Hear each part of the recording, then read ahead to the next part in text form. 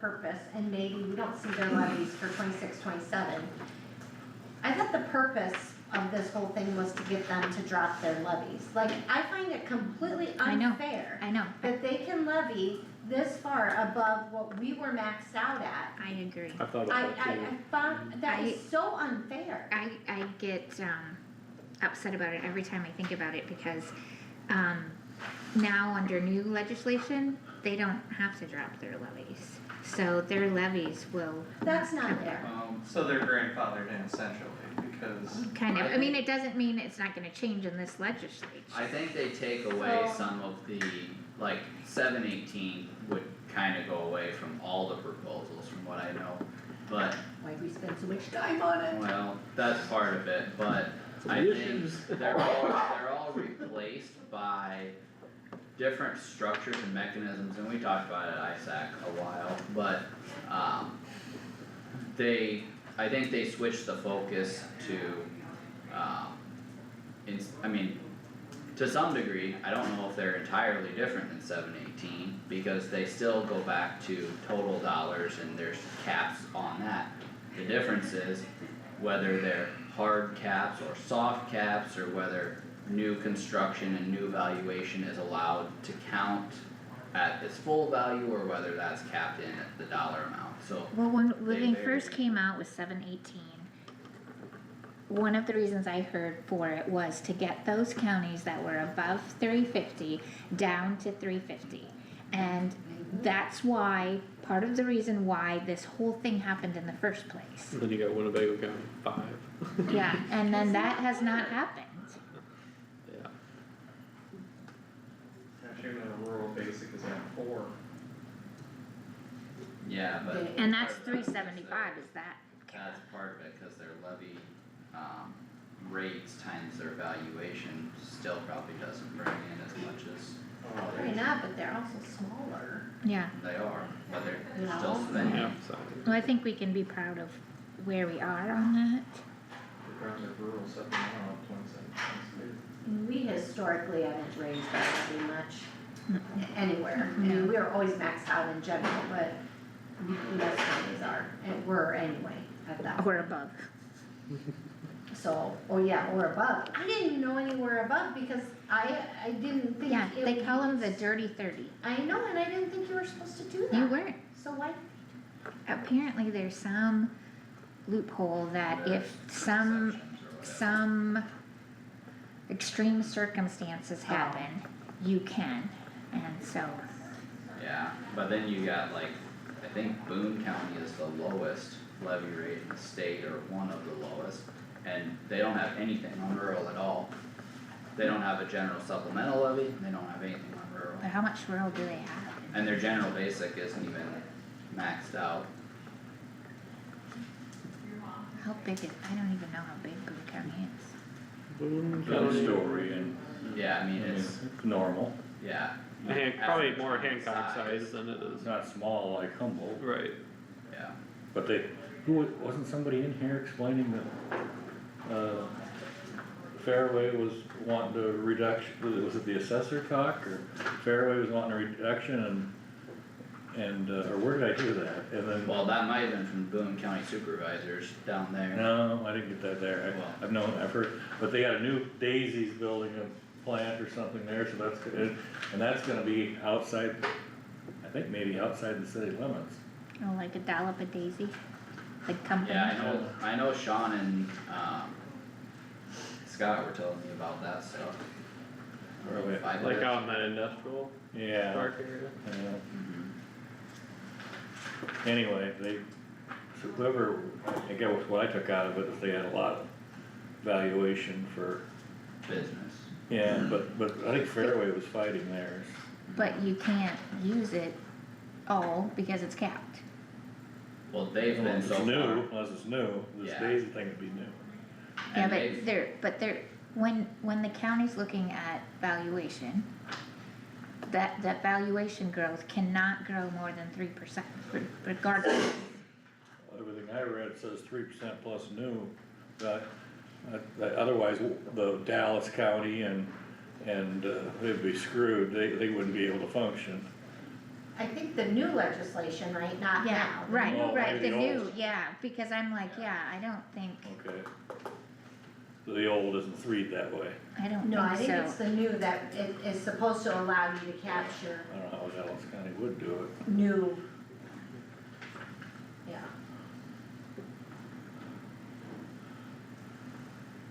There's the lesson, make sure you know what you're talking about. I mean, if you're talking about the same thing, is what I mean. Well, You wanna yeah, do knock we- out some let's- easy ones, or what let's, do what do we gotta talk with the fair? What do I got for the fair?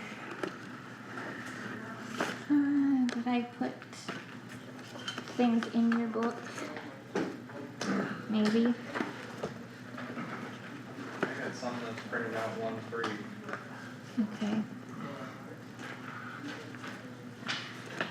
Then I don't know if I put it on there because we were gonna talk to them today Oh, and, and I think because I don't think we too, talked about it yet. no, we haven't, cause I think too, you know, like this year we paid the 50,000 out of uh-huh, general basic, so I think part of the talk should be, okay, what are we gonna do, are we paying the next 50 out of general basic? Or are you we- gonna add it into TIF? Are we adding it, yeah, that's what I figured that'd be our TIF conversation, yeah. and, yeah, and they're all tied together.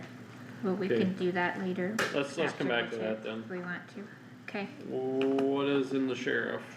Okay, so the sheriff, if you wanna call him and see if he's available to come over, he was gonna talk to you about, what he heard from the city that I kinda talked about this morning, Yep. 401. and, the,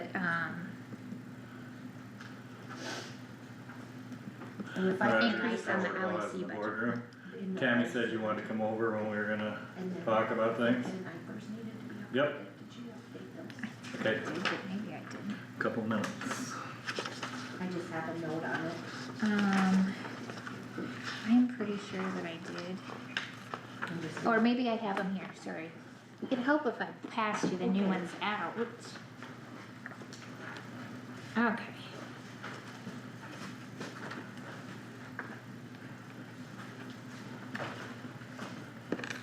I think this is just expensive, Changed let me, where we were nope, headed, or if we up checked, the so. whole budget for the sheriff. On the expense side, whole budget for the, oh, whole budget. Whole budget. Throw away everything, Okay. except the notes. I'll just rewrite that, it's on the- Thank you.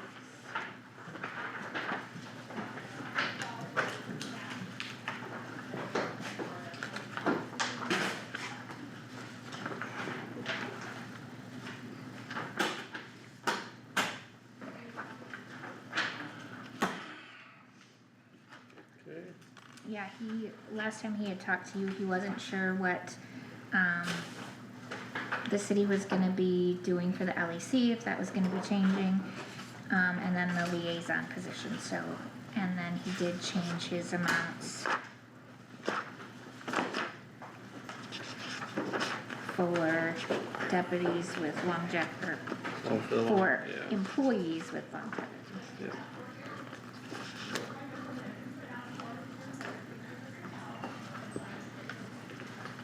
Good Hi. afternoon. Yeah, Good response time. Yeah, Well, I've got a tour coming here in a little bit, so I gotta be back over there. it won't take long.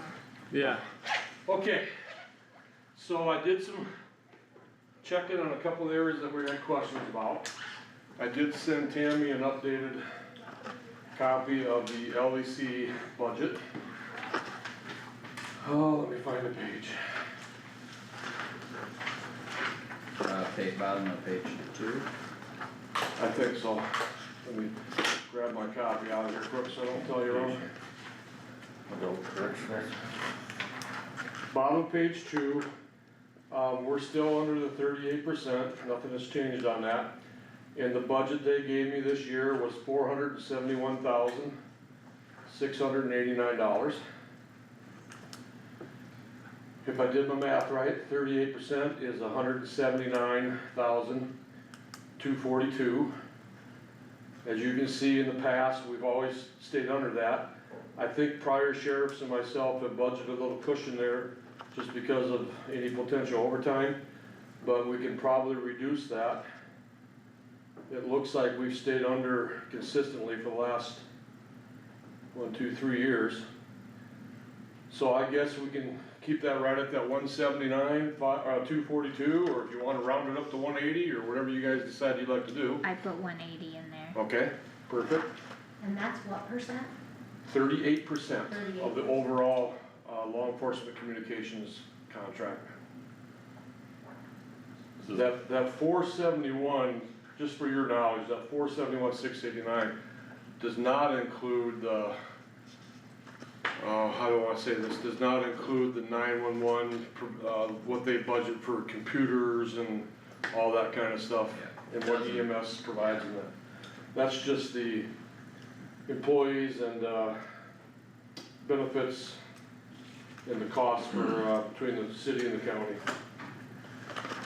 And then the other position we were checking into was the liaison position. I did send an email to Chief Miller and the city administrator back on the 28th. I hadn't heard a response, so I emailed them again this morning. That position budget, I also gave to Tammy, came in at, So you'll note that's, now in with the X-op because, it was in the ARPA fund. It It's can't be in in there where? anymore, so it's just a line above. So it was in, What page are you on? page 5 page 5. in the middle. So you'll see the 70,000 from last year, that's ARPA. She's now in with X-op. That's why they're 2,000. Yeah, that's why it's a, 2%. a big increase. Tammy, I didn't bring it with me. Did you see what, I don't remember what that, 40, it must have been 44,326 because it Yeah. was just 2,000 for X-op, so. Sorry, Amber, did you have a question? so what I was given direction by the city, the budget they gave me, I think was 92,347. I didn't bring it with me. Mhm, Does that sound right? that sounds right. 92,347, and they're willing to split that 52% by the city, 48% by the county.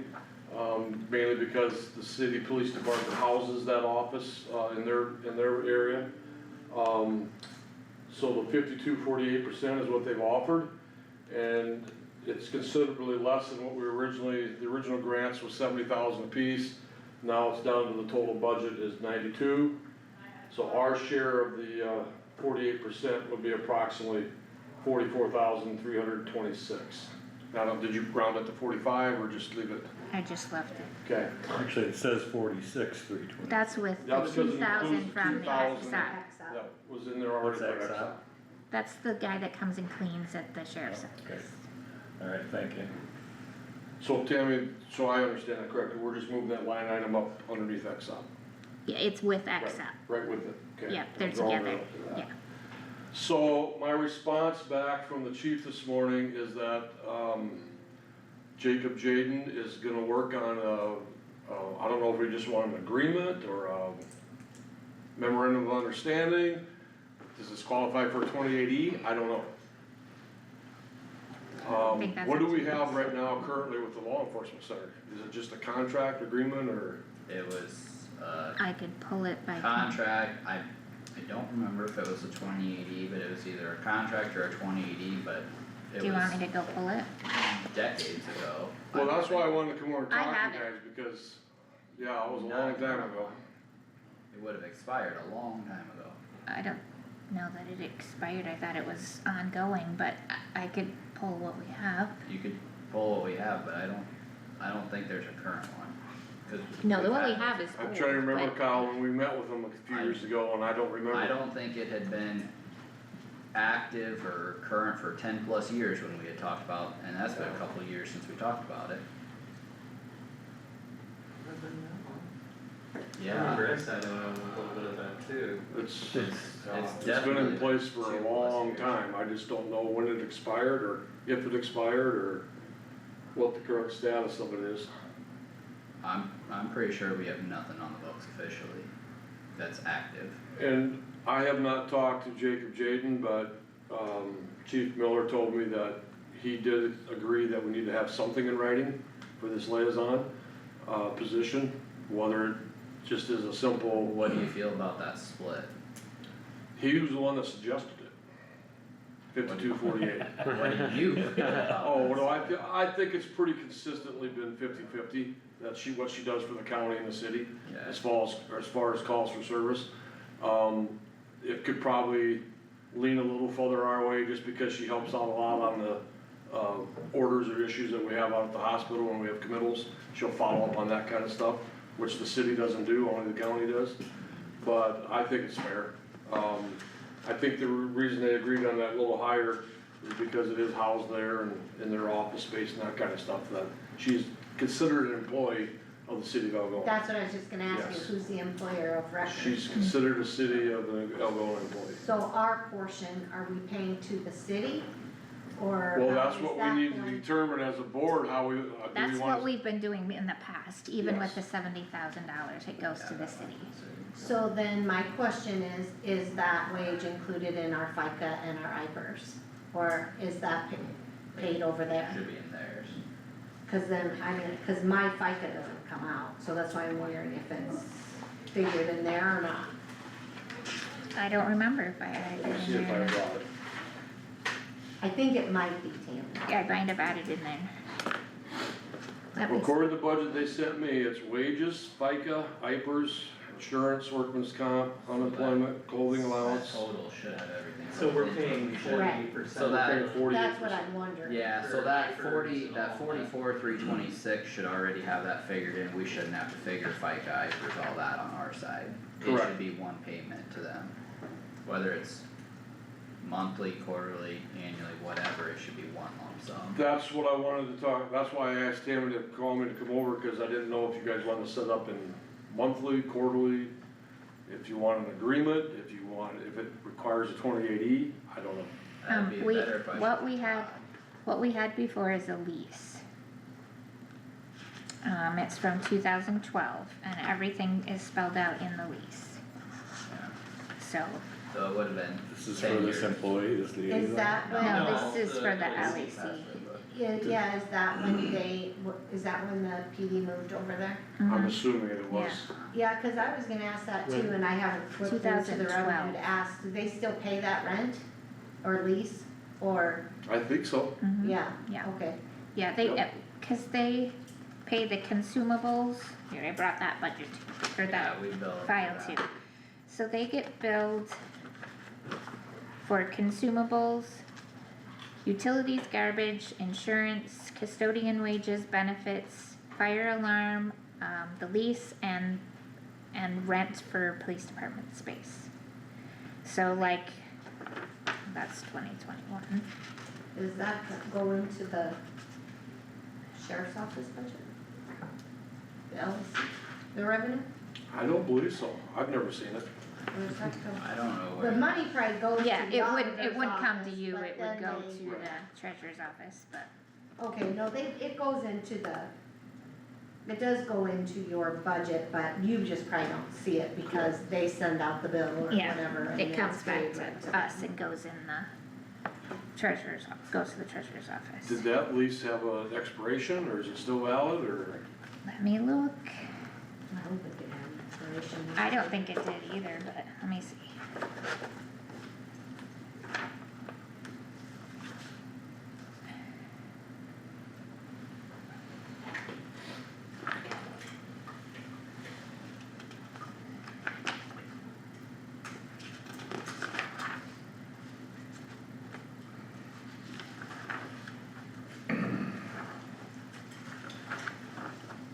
probably be in the beginning. Well, I thought, but I didn't see anything there.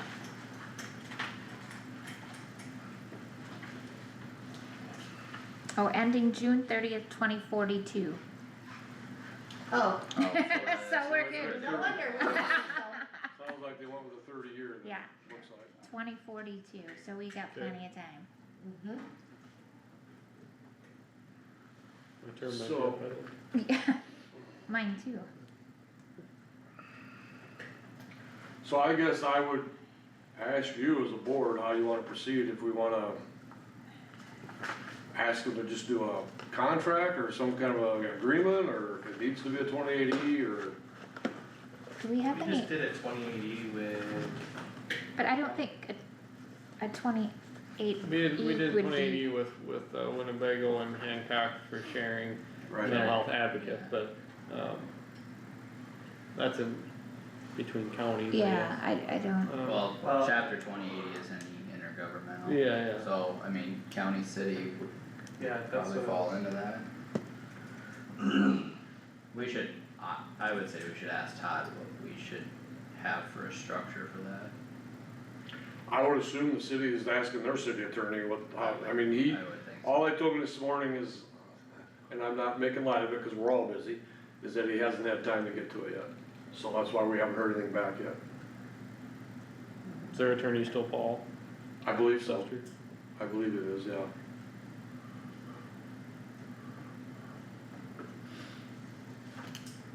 And I don't recall if there's any kind of agreement when this started 2 years ago, do you recall, Carter, was there? well, the only thing that I know of is the approval to pay liaison 1 year with ARPA funds. Okay. Yeah, Right. I think that's the only Yeah. thing we had ever. I don't remember the Yeah. agreement. I don't Because think I'm there was any assuming, long-term discussion yet. I don't have a copy of it, but there's a job description and all those things, but it's always done through the city of Algona, cause. Well, the whole agreement, there was no need for one, cause it was all a trial Correct, position through the region, correct. so that was the agreement. Yeah,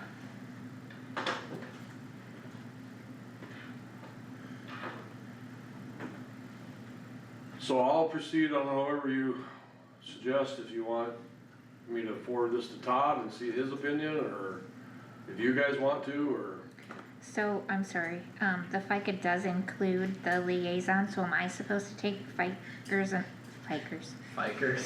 FICA and IFRS, sorry, I just. Would think I would take Bikers is Fikers out. combined. Yeah.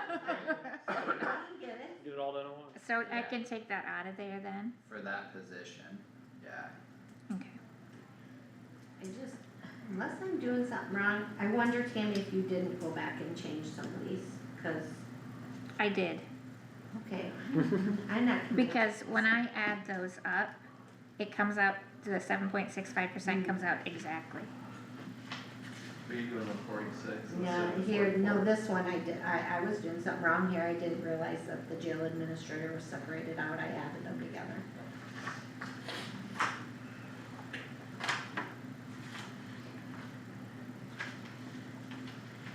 Well, it's still If I add the officer's salary, the deputies, the clerks, and the other help. I was on a different page. I was Sorry. on jail admin, okay, so which one are you on? I'm on 5, Little and if page I five. add the 1, 2, 3, 4 together, So 4 would need to change from 46, 326 to 2,000. Yeah. When you figure that. mm, Yeah, And then you do your math and it should come out, whatever those numbers are.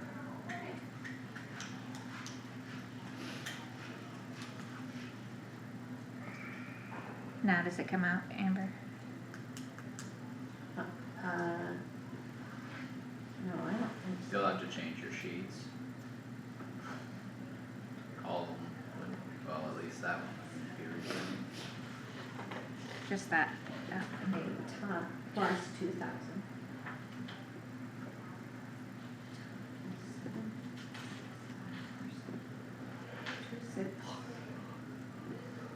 I come up with 26996, so 26997. okay, so you're adding the 126, oh, with the FICA. change? 126,808 Hold on, I gotta, 126,808, plus 106,442. And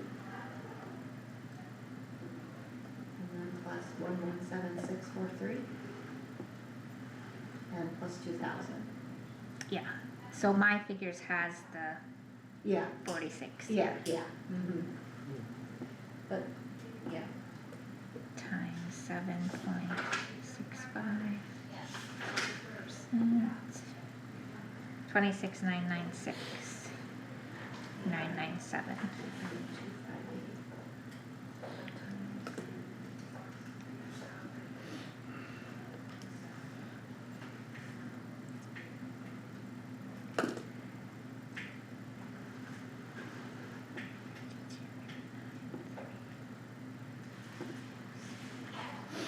And then, the IPERS is different because the deputies have a different rate. Deputies administration have a different rate than the clerks, so you have to figure their IPERS different. yeah, what would theirs be? So,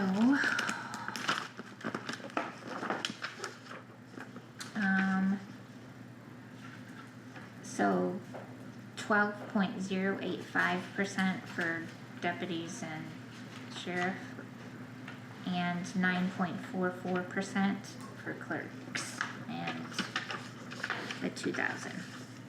How much does the jail get in jail administrator, where do they fall under? They're 9.185%. Geez, why are these so different? Seems to change every year. And would that be jail administrator too? She's the 9.185? I think so.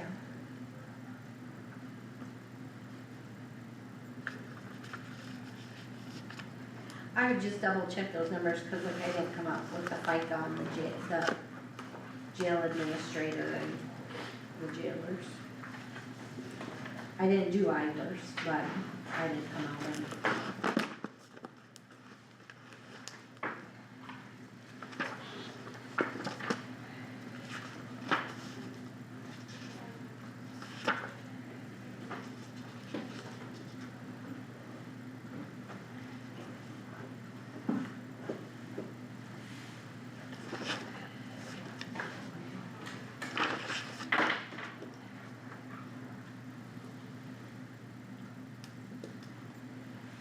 Was there anything else substance wise that we need to talk? No, those are the two things that I just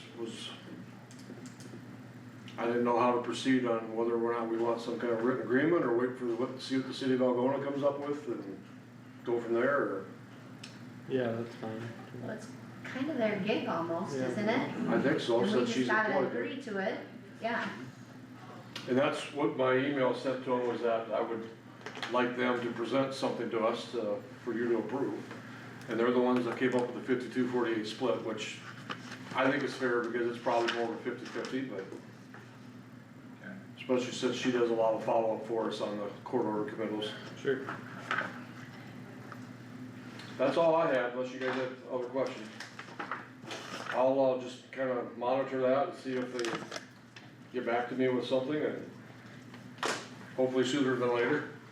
I Sounds mean, good. what are we looking at for is it still, what, into March that you guys finalize everything? If I have to have it entered and submitted to the Department of Management by March 5th, I believe. So give me an idea of when you'd like to have this for the city, so I can Tomorrow. poke. Yeah, I was just gonna say tomorrow.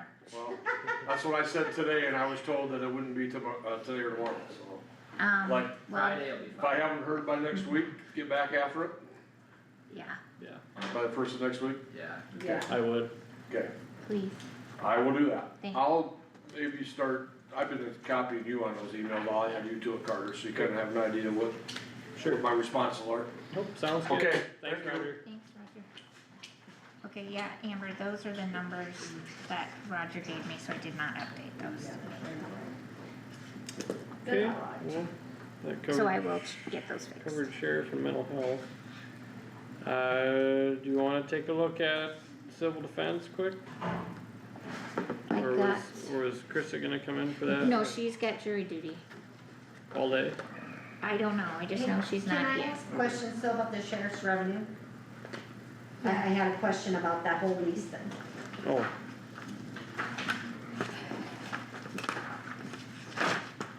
Really a jury duty. Huh? Really a jury duty, Just a question. Oh, but there's a. she might, cause doesn't she live in a different county, so hers is probably in a different county. Oh, she's in Palo Alto. Yeah. Oh, okay, that makes sense. That's why I was confused.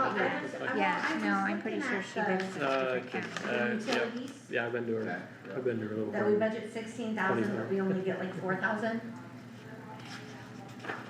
yeah, historically, why are we budgeting 16,000, cause we aren't gonna get that. On the revenue side? Yeah, that's a good question.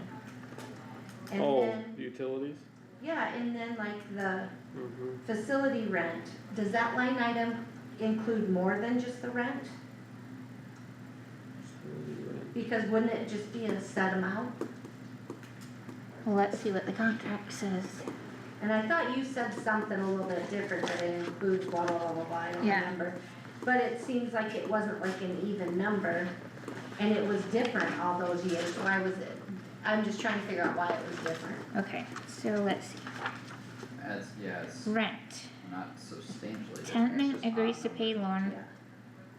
landlord rent of $2,395.83 per month, beginning the day the tenant begins remodeling work in the law enforcement center and on the first day of each month thereafter until June 30th, 2013. The first month's rent will be prorated. Commencing on July 1st, 2013, tenant agrees to pay landlord as rent $14,500 per year and payable on July 1st for the remainder of the lease term. Yeah, cause I thought Tenant it was- agrees to also pay 13% of the consumables paid by the landlord during the prior fiscal year as outlined. So is What are that, the is that consumables? what, is that where you got maintenance supplies and labor Yeah, and all On that? the consumables, That's yeah. what was, so that would change with payroll and all the Yeah, sure, raises. yeah, that's just what I was curious about, cause I thought it was like 14,000 something. Mhm. So I was just wondering why that number changed, you know, but Yeah. you don't have to tell me what those are, but Yeah, I was it's, just curious why it wasn't a set amount. Mhm. yeah, Okay, it's 14,500 for rent. And then, I don't know where the rest of that comes, cause the rest of the consumables are way more than $14,000. they are. So Yeah. what's going in that line item then? I don't know, cause the whole consumables for like, this is 2021 that I'm looking at, was 137,231.39, that includes rent. And what portion of that do they pay? No, that's how much they. Okay, And sorry, they go pay a back. percentage of They that. pay 13%, so that was the total. They pay 13%, so in 2021, it was $31,325.08. So where does that money go? Yeah, where's that money going, if it's not rent? I mean, it should be there. That includes the rent though, that 31,000 Oh, includes the rent. okay, gotcha. Okay, so And that's that was fine. from 2021? Yeah, Okay, so it's gotten cheaper since then. let me see, let me find the receipts, hold on.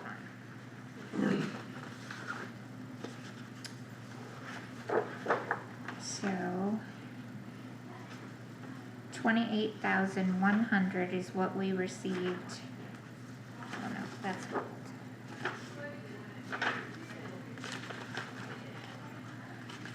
It's okay, Tammy, I mean, I just wanted to know why it was different. I mean, Yeah, don't I'm make any guessing more it's- For me, Because of the consumables. yeah, that's why the amount would be high. Yeah, But do you think we should be budgeting 16,000 for utilities when we're only getting, 4 or 5. yeah, I mean, this year we're at 26%, so it's 4,000, but other years it was only, most it was 5,000. yeah, that seems like a big difference. Yeah, I think we should maybe take that down. But what do you guys think? I think unless there's a reason that their reimbursement should be more, then yeah, I would say it should be brought in line, but like, if those numbers are correct based on the agreement, then yeah, I would say 5,000 maybe at the most, or 4. Well, the last few years it was at 4, but I mean, at the time these were printed, we're a little over halfway through the year and you're at 4 already, so 5,000 is too low. It's one reimbursement for the whole last year. Oh, so they do it in one lump sum. Yeah, it's, Isn't it one lump sum after the new fiscal year starts based on the previous? Okay, I so believe that's so. not gonna be. So- We're not gonna have any more coming. No. like, for example, in 2021, the total utilities was $29,700.92, so 13% of that was $3,861.12. Okay. So I think maybe that amount was, I don't know what that amount was based on, but, Well, I think if we put in there 4,000, yeah, we're gonna be maybe a little over that, or at times a little under that. right, Yeah, I'd be fine with 4 or 5, I don't know, but that versus 16 is Yeah, substantial. so what do you wanna do, Changing it 4,000 or 5,000? 4, Split the difference. 4 is a more conservative number. 4 is fine, it's Okay. more conservative rather than. yeah, Yeah. right, okay, You kinda wanna underestimate your revenues a little bit. yeah. You don't wanna have a lot that you don't receive, throws your balance off. I'd be fine with 5 versus 16, but 4 versus 5 doesn't make much difference for me. Okay.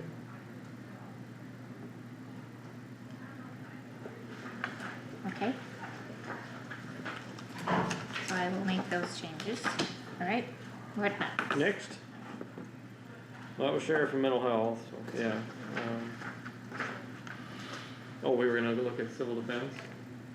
Yeah, we can look at it, like Just- I said, she's Did not I here, put- but we can certainly. Yeah, we'll just, we can glance at it quick, if we got questions, we can ask Krista about it. Mhm. Did I put that in your book?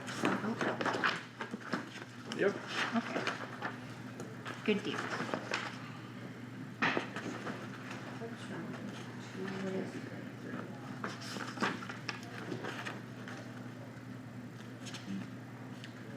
For civil defense papers, I've got were printed on the 7th. Yeah. January 7th. I've got one. I do too, yeah. Well, mine says 128. Okay, let me see if I have it here. I was saying, I think they changed. Well, I know they changed, but I didn't know if she went over that with you or not. Let me look here. That's all ambulance. Well, I guess I didn't print them for you. That's okay. Guess we can cover that when she's here.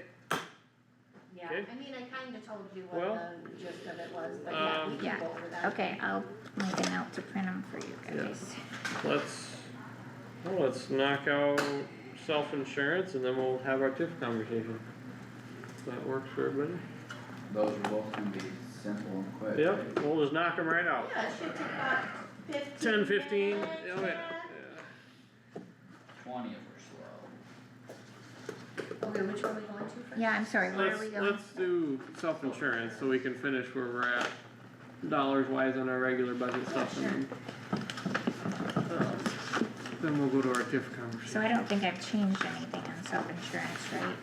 You wanna call? Probably not. No. Not Probably- really. No.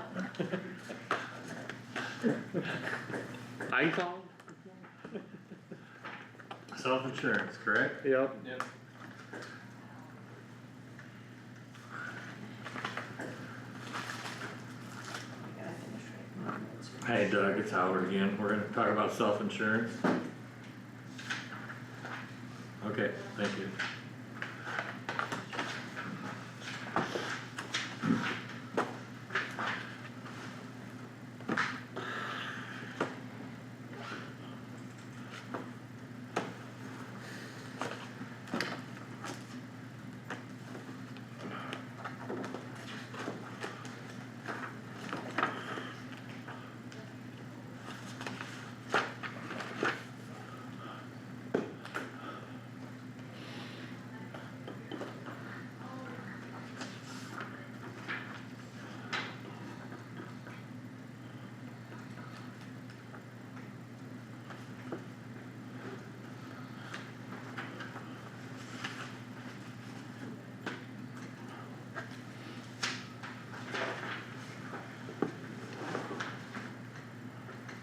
Well, should I hand out new ones while we're waiting on the other ones? New ones for, District court, after I made those Oh, sure. changes. Okay. District court. Thank you.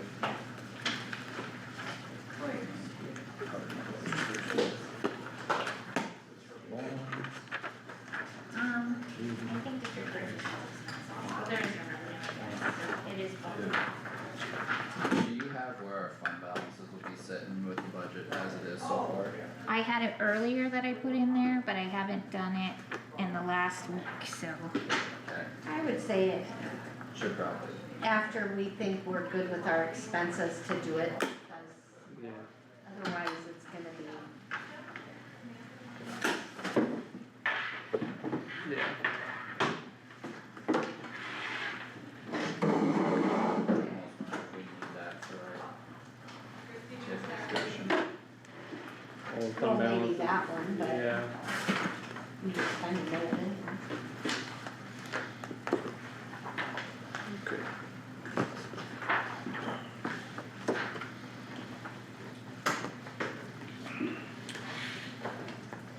Self-insurance, yeah.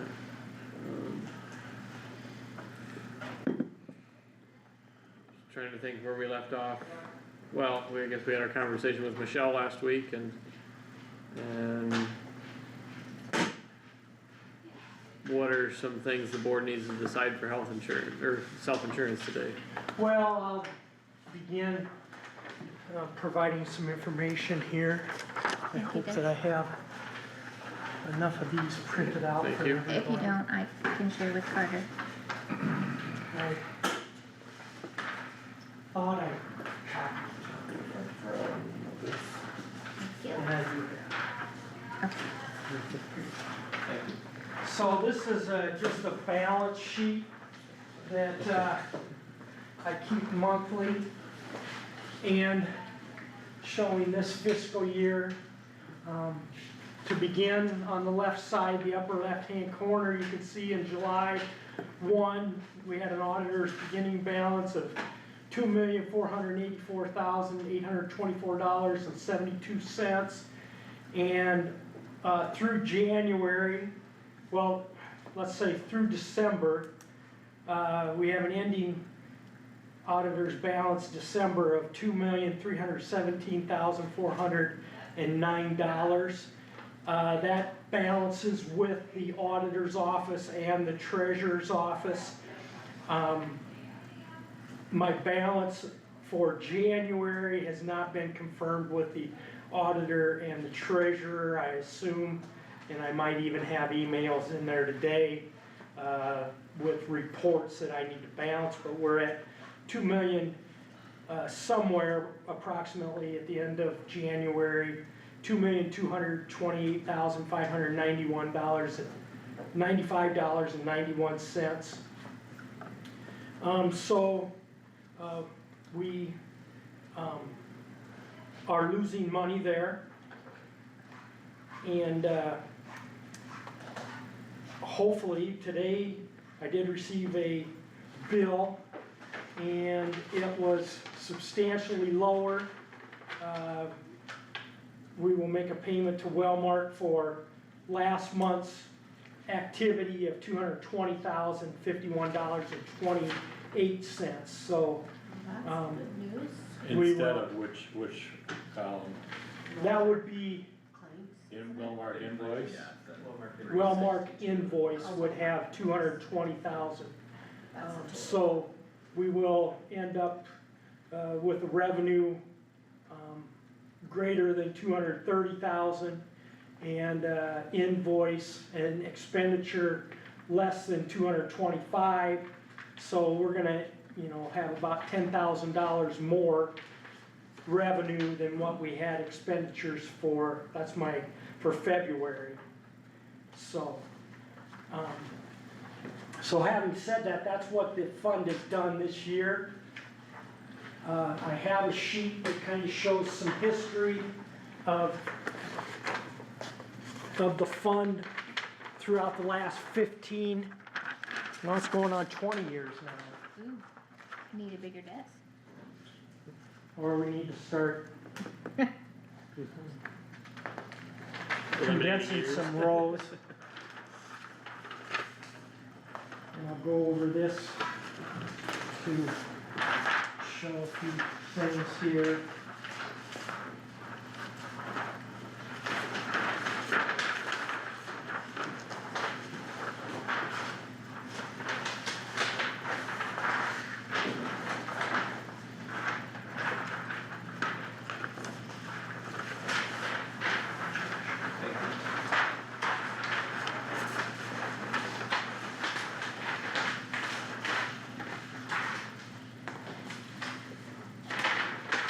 So if you just start on the left-hand side, fiscal year is in column C.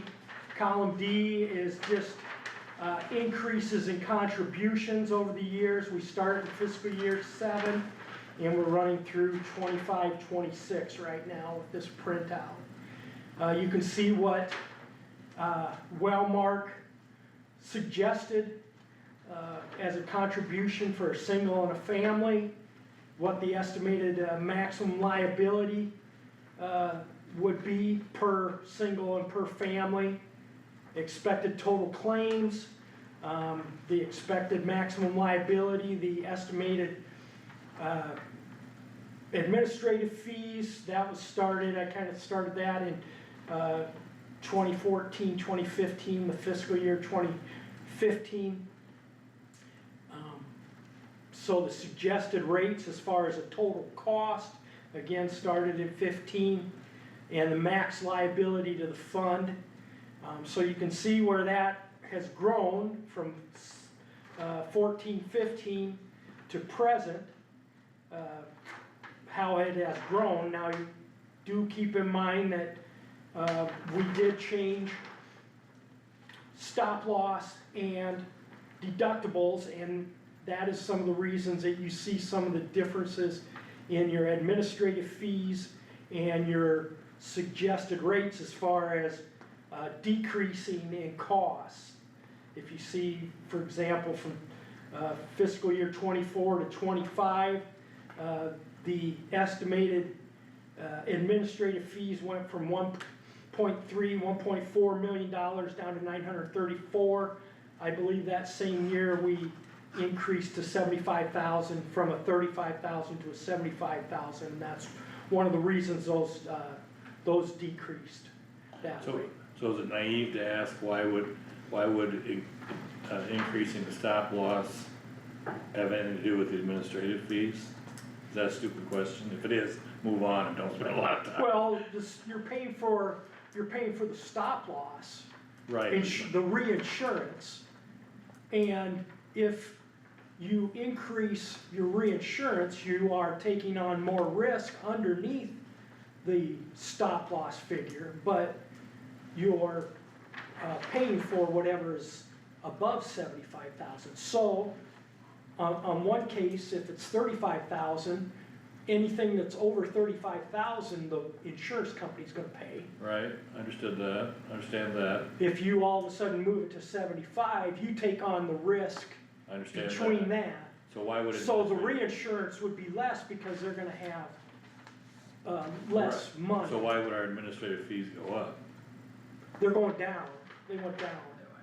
They went down from 1.3, Oh, I thought you were comparing. 1,370,000 Okay, I was to looking at, 934. I was looking at the previous year and that one, okay. I'm No, sorry.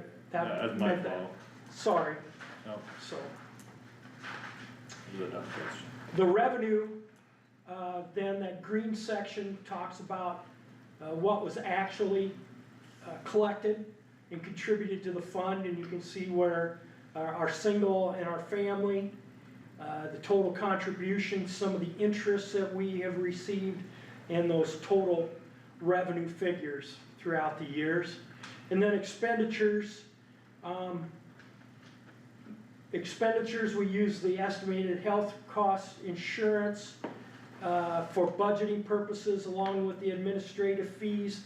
We have wellness programs, approximately $20,000 has been budgeted, and audit and clerical, around $5,000 has been budgeted, but total expenditures has increased from right around $1 million to $3 million in the all the years there. And as we add up the year, instead of just showing months, you can see what the percents have changed as far as the total expenditures, and then some percentages. And then the last blue is the balances, and you can see the treasurer's balance and auditor's balance and where we're at right now. And again, at the end of January, it appears that our ending auditor balance is gonna be $2,228,595.91. And we have not had a balance that low, since, 2007, 2008. So that's kind of the history of the balances there. And again, I ask the question and we really never get the answer, what is the appropriate balance?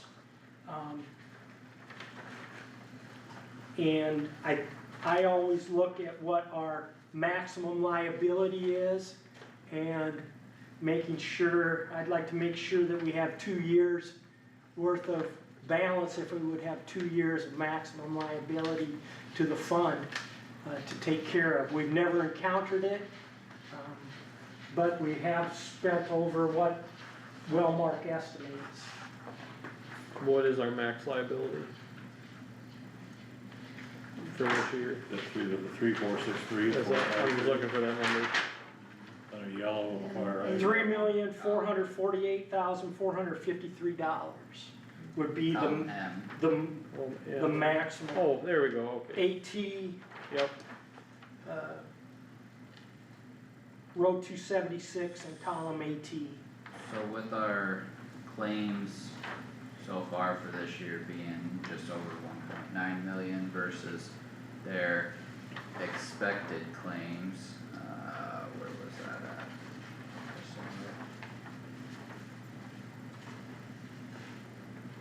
Expected claims column I for fiscal year 26, we're less than a month away of crossing their expected claims with 4 months to go. Am I looking at that correct? It's,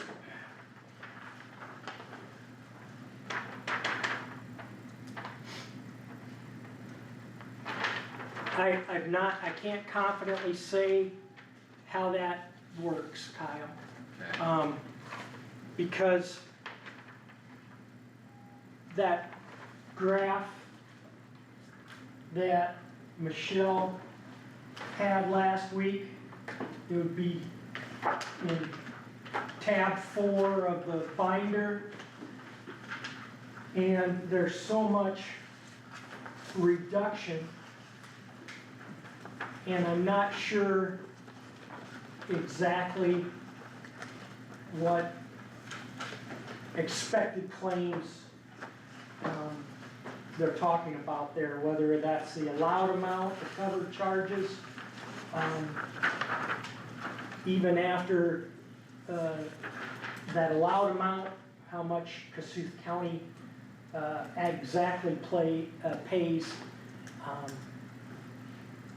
I believe that the expected total claims is what we can be expected to pay. The column that you're looking at, the Wellmark claims paid, is more along the lines of the covered charges. It's greater than the expected claims based on our policies. But I can't say that for sure. so if we're con- and maybe this is a dumb question, but why is our Wellmark, does a Wellmark invoice have the admin fees plus the claims Yes, in it? Okay, okay. Trevor, did you have something? I was just gonna say, if we budgeted that 15% number contribution to the fund, where do we have any projections on where that would end us at the end of next fiscal year? I do, I have another handout. Oh, okay, and maybe I'm jumping ahead. So, but yeah, the monthly statement has the claims paid, the network access fees and fixed costs, which is your administrative. Then in this case, there's a rebate with the pharmacy benefit manager, and then the stop loss, how much the stop loss was on it to add up to the total amount due. So, I got another one for you, that's Sure. really gonna be.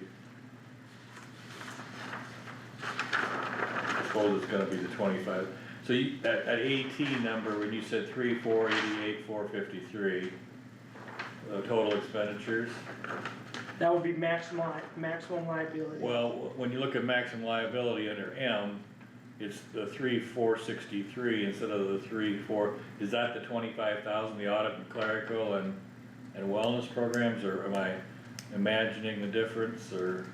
Where are you comparing? What's your what- second what piece? column? I'm comparing AT and column M and column AT. Oh, AT. yeah. Column, Yeah. Total expenditures. column M includes the maximum liability and claims we would pay along with the administrative fees, 2 million. So if you go to column J and column K, Help me with, I'm with you, okay? that adds up to column M. Yep, And then on top of the column M, I add in the audit, clerical, and Yeah, wellness. so it's, it was the. Is that what 25 you, is Well, that, that was the 25,000. okay, I'm I sorry, didn't know if that's what it was. but that's what it is, Yeah, yes. okay. I'm sorry, we said it, Well, I said the said same it's thing a different way. $25,000. I just didn't know if it came from somewhere else or whatever. so. No, but that's what that is, and then the line right above it, our estimated expenditures of 2,968 is the, in column L, which is column I plus column K, that's column L plus the audit and clerical and wellness.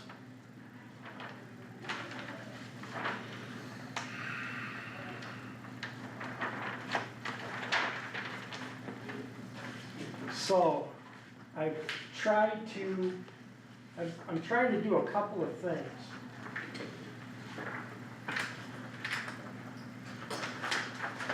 And sometimes I have to just walk around and whether I am thinking correctly or not. Figure it out.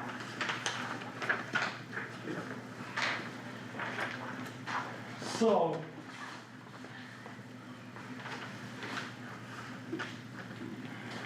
the first sheet there,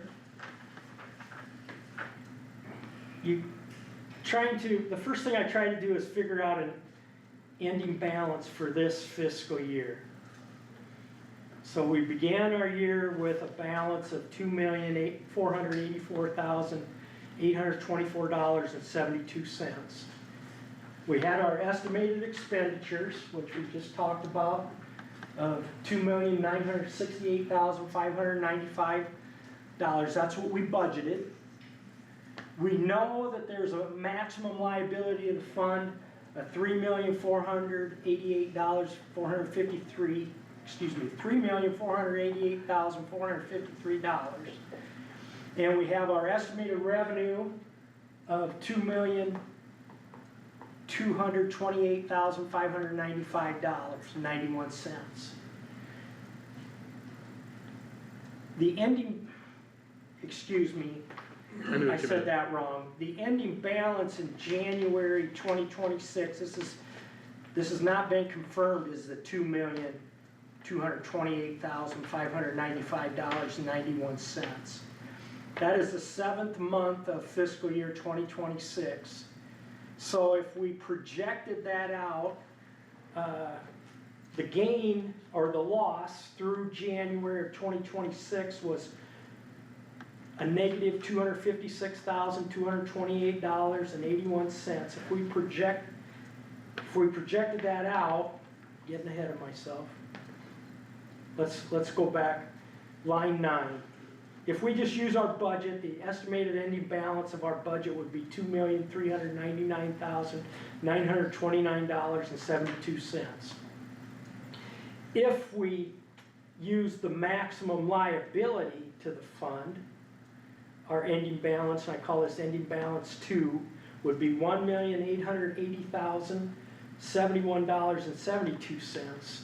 And then if we would project out the trending gain or loss, using that figure in line 8, we end up with a balance of $2,045,575.33.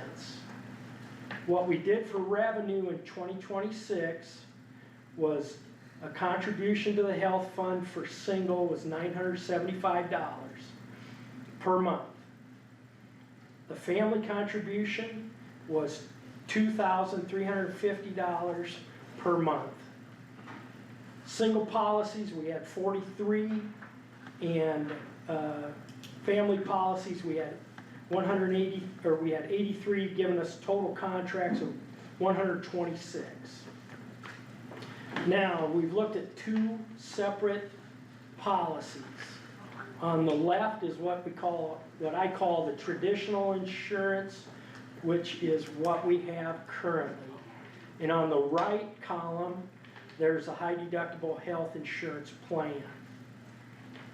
So right now, or what we're projecting for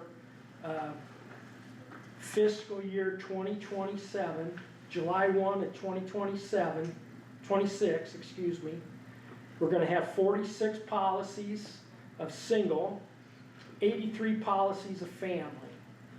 Our total administrative cost is, for both plans, $996,586.92. The estimated expected claims for the traditional is $2,354,447.16. The expected claims for the high deductible is $1,843,142.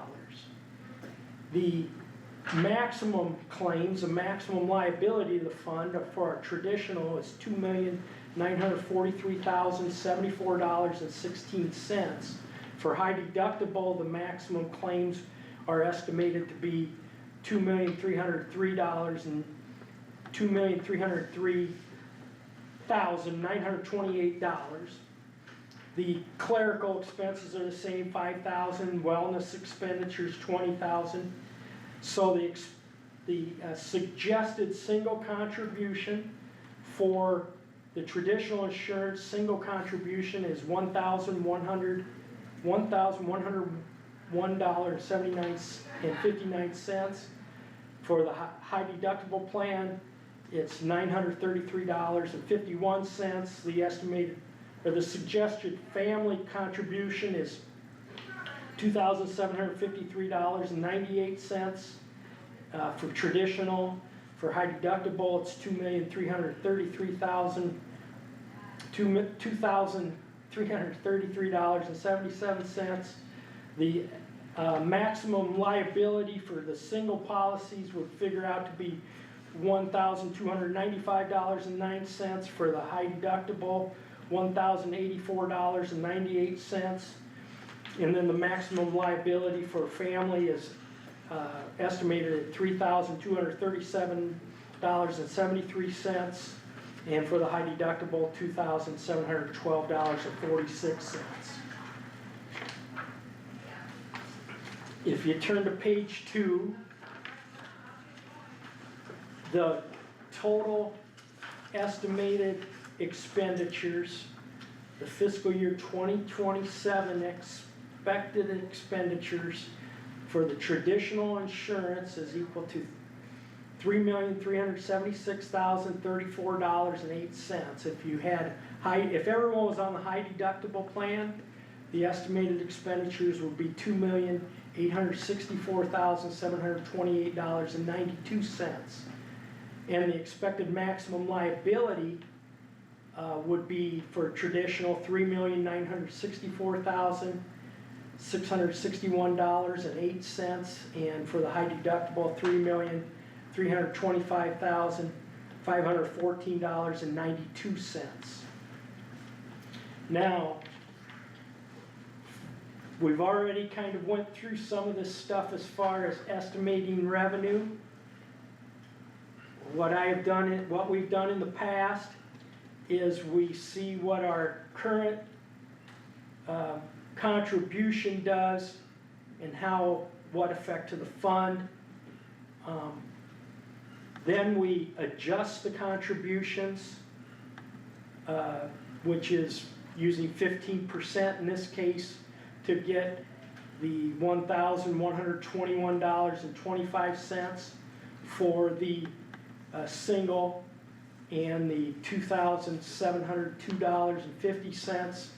And then we get a constant contribution of $1120 for a single, $2,665 for the family contribution. And I did change, I have a mistake there, I see. The high deductible family should be $2,665. And that's gonna carry out to some changes. In the past, the board has looked at taking a percentage of some of those expenditures and reducing it or increasing it for budgetary reasons. We've also talked about adjustments, so anything you see that's highlighted there is numbers that are just inputted and the rest is calculated off of that. So, and then I just put in an estimated 2026 ending balance of right around $2 million. We would have expenditures estimated at $3,376,000, which is pretty much that line 33.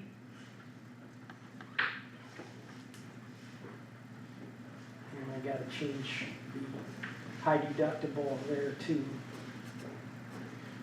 So I guess from this point on, I gotta make some changes. I brought my computer, I can certainly do that.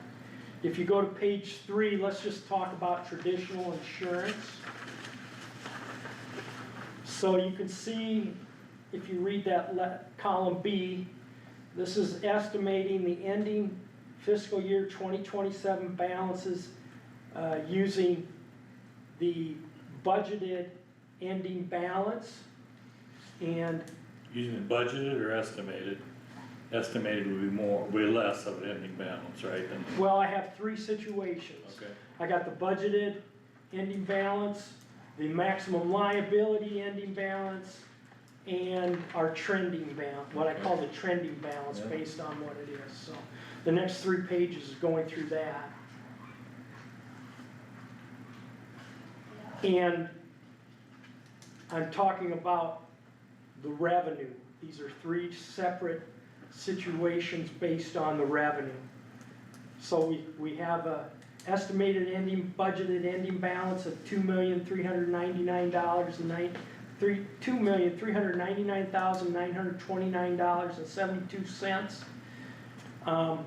We'd have our estimated expenditures. If we did no change to our fund at all, we would end up with an ending balance approximately $1,942,695.64 is my calculation there. More or less what the difference, it's the difference in expenditures and revenues.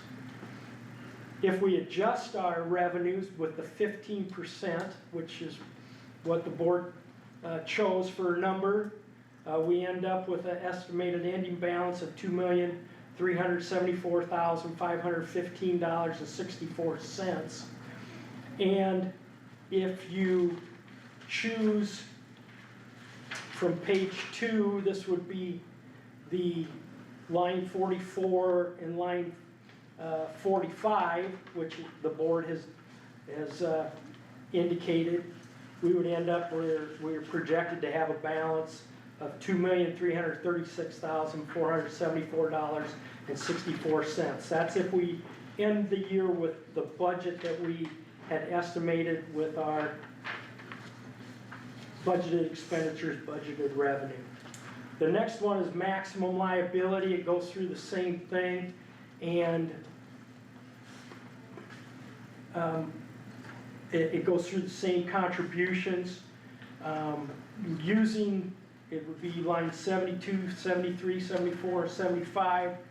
The maximum liability ending fund balance is $1,880,071.72 with our constant contribution and our expected expenditures, we'd end up with a balance of $1,816,617.64.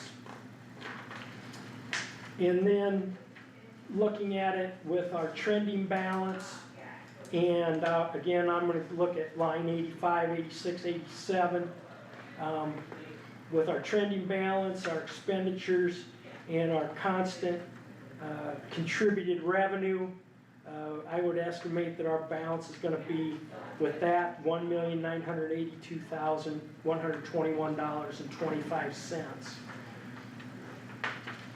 The last page, 6 of 6, is using a balance of $2 million, ending balance of $2 million, using our expected expenditures.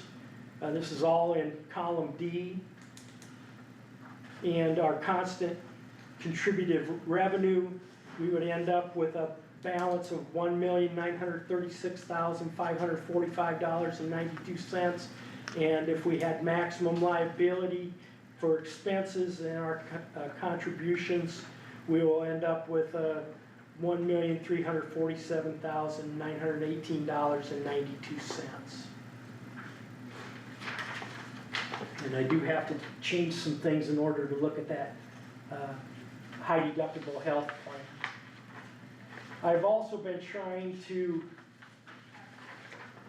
figure out what our estimated savings would be using the traditional plan and the high deductible.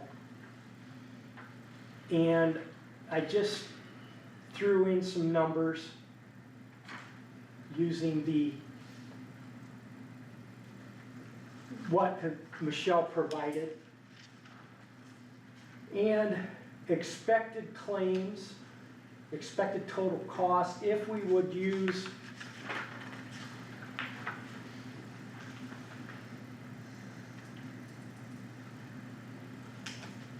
we have a total of 46 single and 83 family.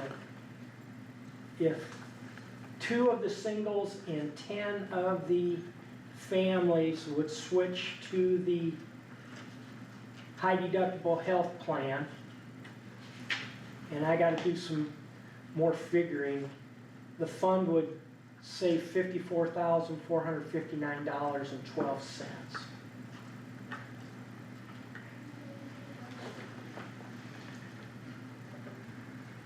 But I gotta get some more work and verify some numbers on those. But for 10 people, 10 changes, approximately 50,000 as a rule of thumb.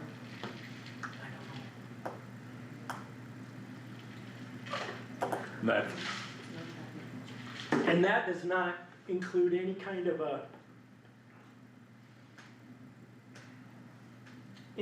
incentive. That's just straight cost, what it would cost. and they're estimated. Yeah, those are all estimated. If there's some sort of a Anomaly. contribution, matching contribution, naturally, that's gonna change and have an effect on the fund as well.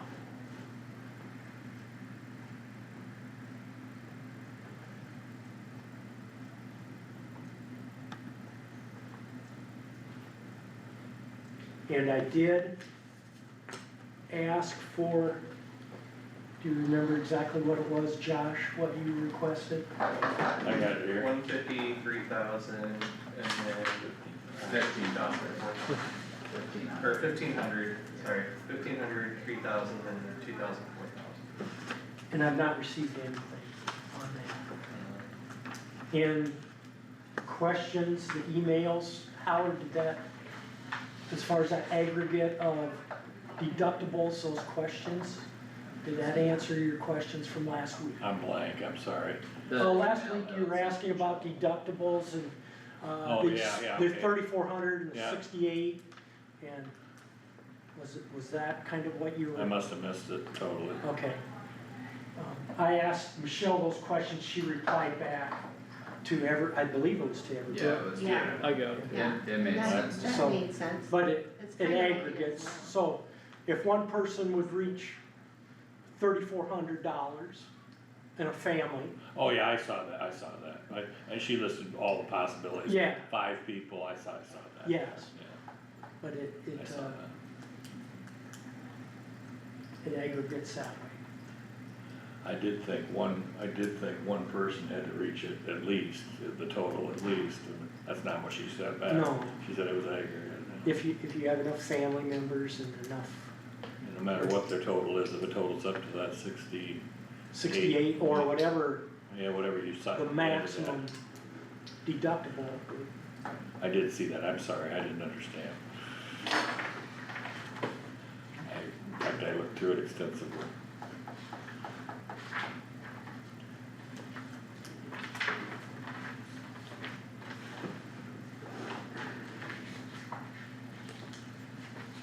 So, we need to decide what kind of a fund balance we wanna work towards, and therefore what contribution is gonna be. Is-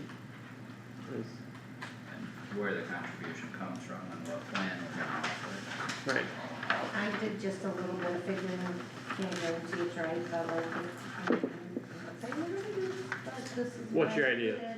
did. Well, I mean, it's not a ton of money, but it is some money.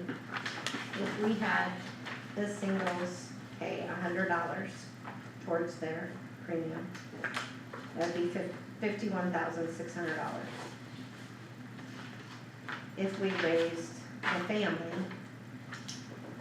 so people on a family, Mhm. from 250 to 350, that would be an additional 99,600, so that would be like an extra 151,200 to the fund.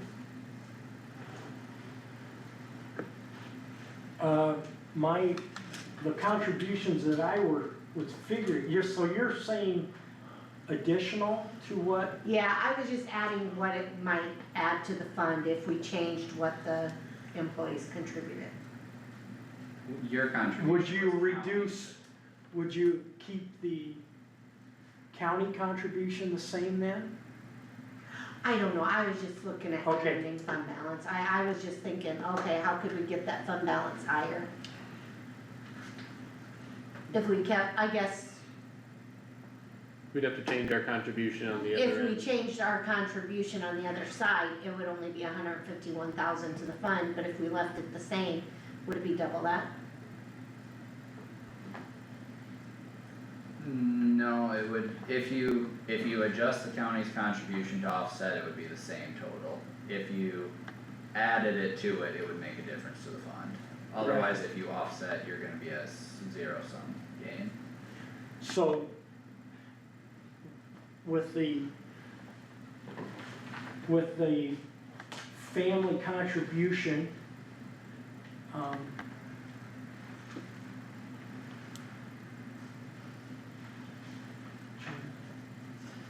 That'd be 2665 from your page 2. And that was figuring the 250 that employees are currently paying was included in that, right? that is correct. So if you made that, 2415 is what the county is yep, contributing, 250 of that is family. so if you added another 100 to that or anywhere else, it would add to the fund balance unless you reduce the county's contribution and offset, then it'd be the same. It'd be same total balances. Just take it from one location a little bit.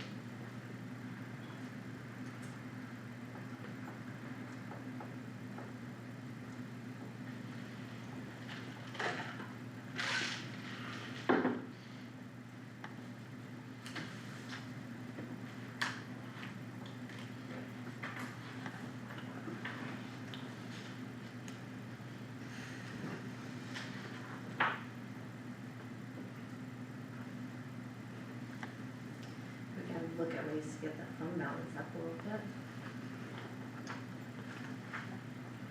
Well, I think one of the things that all this information says to me is that just change, even at a 15% increase to the total revenue, wherever that comes from, even at that, to really make any significant differences, it looks like plan changes are in order, or a much more significant increase than 15% is gonna be necessary, depending on target of an ending fund balance.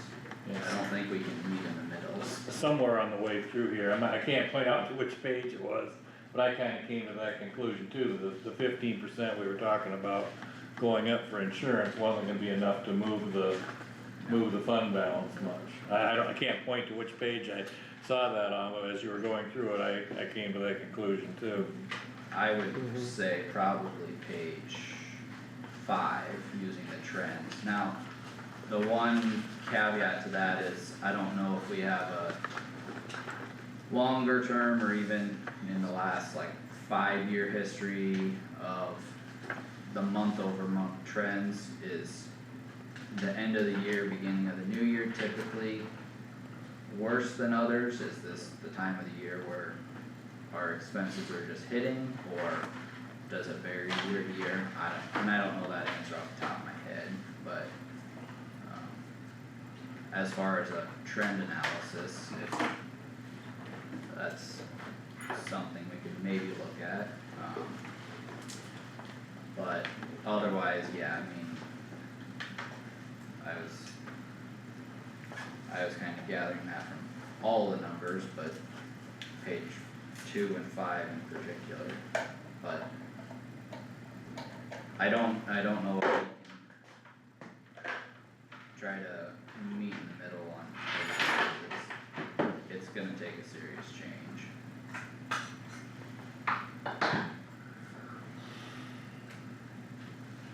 So looking at the original sheet, the October, November, December was a fairly hard hit to the ending balance. Yeah, I And mean, then the December, well, even January is a pretty good hit too, it's only $90,000.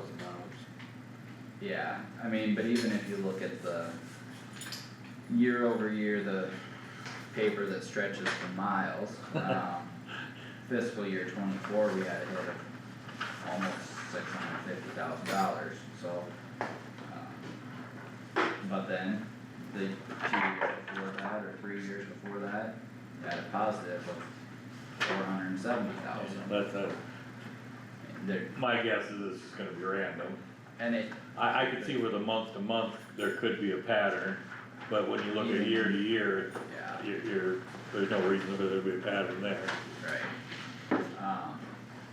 I could see the month to month, especially like end of the year, people Yeah, who have deductibles that are already met, doing a couple more things because their expenses are done or whatever, but. plus it's winter, I mean, if Right. it's, Time availability or whatever, Well, we had 3 years in a row where we didn't, 21, 22, there's 0% change, 22, 23, 2.8%, 23, 24, 4%. And that over a 3-year period, only a 6.8% change in the contribution didn't really do the fund any good. but we had 20% increases the 2 years before that. Because they were needed.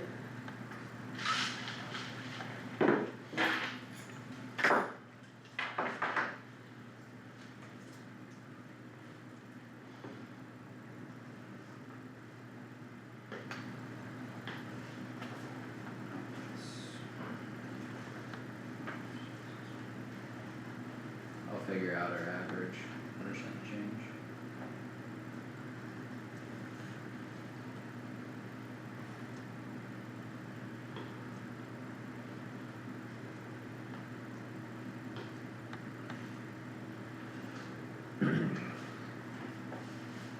Average over how many years? All of them? The whole thing.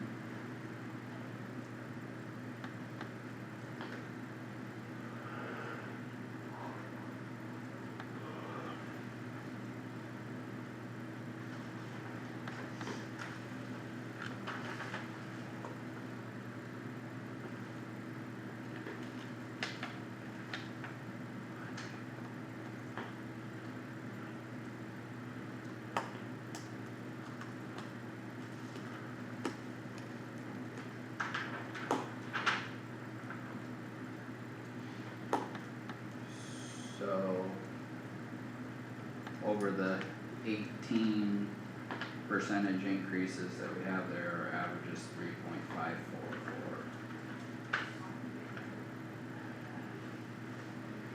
Which tells you what? I don't know that it really says a whole lot, I'm just saying that's what that average is out to.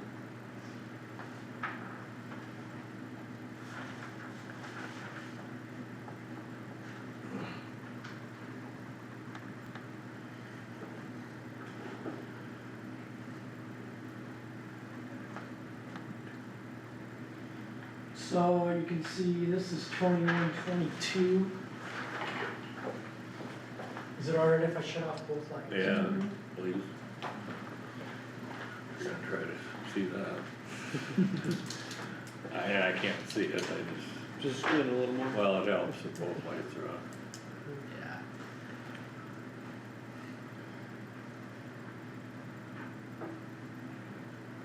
Yeah. Okay, so.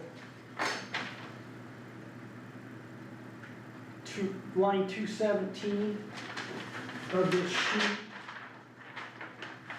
21, 22, if you look at the annual change in the auditors.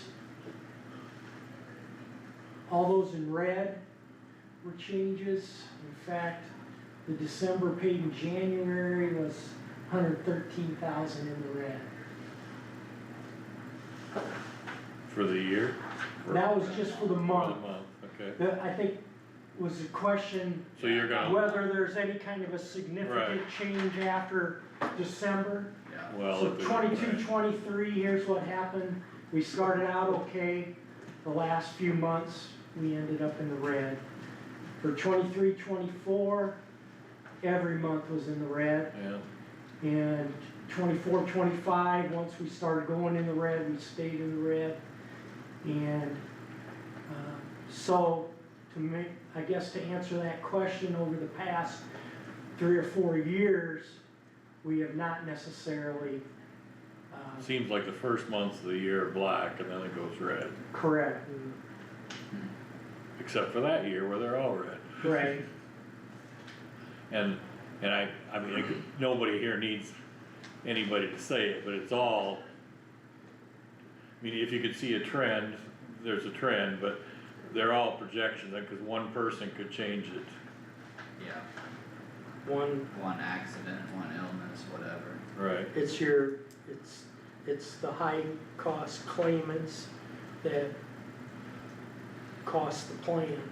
Yeah, And the fewer number of high cost claimants, and that's of any health insurance plan, the fewer number of people that are driving the costs, the better off. Whether you're automobiles, the fewer accidents that you have with automobiles, the better. Homeowners, the fewer homes that get damaged. does she do, I say she, I mean Michelle or the company, do they do any analysis of our average age to somebody else's average age? And then I would imagine that's part of underwriting. Think- but they don't publish it to us. Wow. I would not be able to ask, or we could ask that, but It doesn't matter, it We- might we explain had it. I mean, any age person in our health plan can drive costs. Although, on the average, younger, I don't Younger think, is cheaper on it. younger does not have as many health issues as an older person.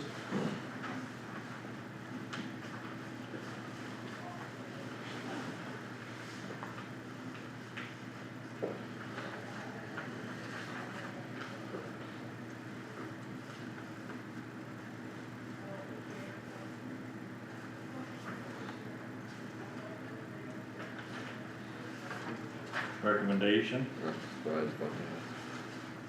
Well, I'd like to see what we get with the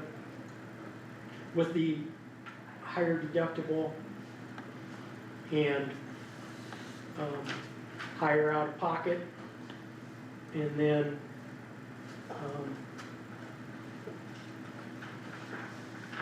the high deductible health plan and try and put those two together. I would assume, and then I guess if we're gonna go with the high deductible health plan, is the employer going to be matching some sort of contribution? And how quickly, in my own mind, there's gotta be some way of a couple of things. If you want people to move to high deductible health plan, there's gotta be some way, or somebody's gotta be able to say,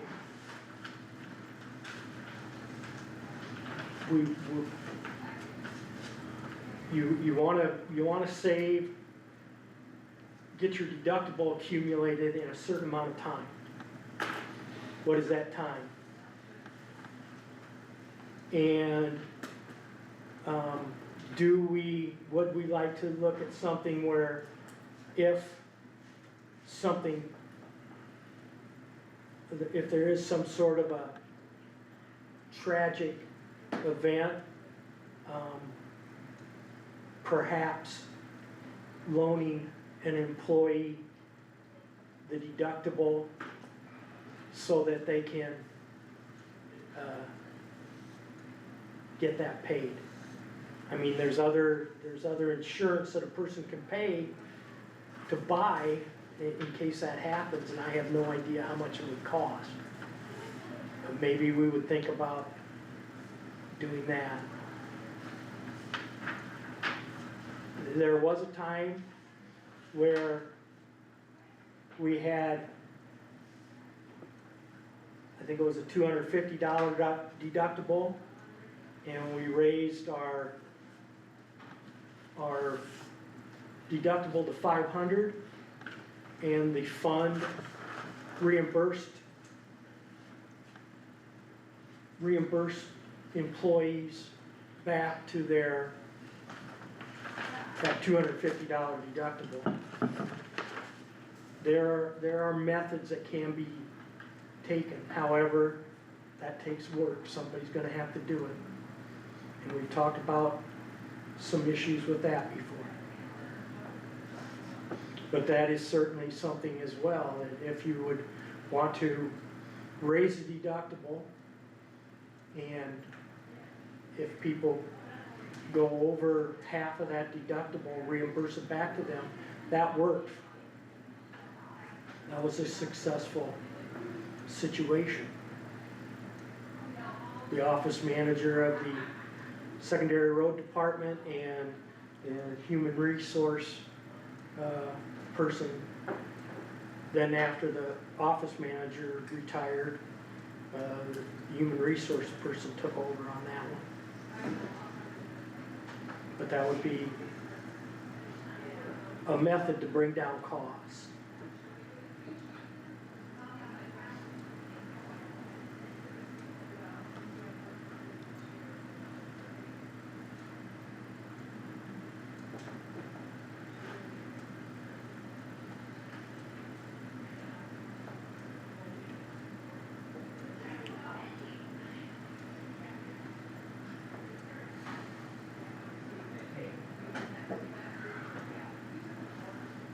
So are we gonna wait for those other numbers from Wellmark and then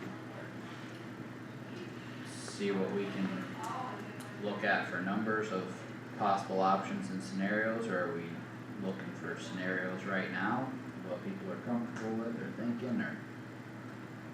I mean, what do you guys wanna do as far as discussion today?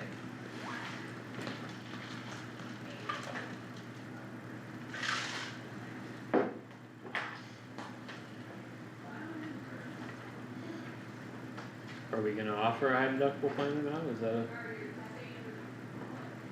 Pardon me? I said, are we going to offer a high deductible plan or not? Based on the numbers, I think we have to offer offer it at the very least, if not go to it entirely.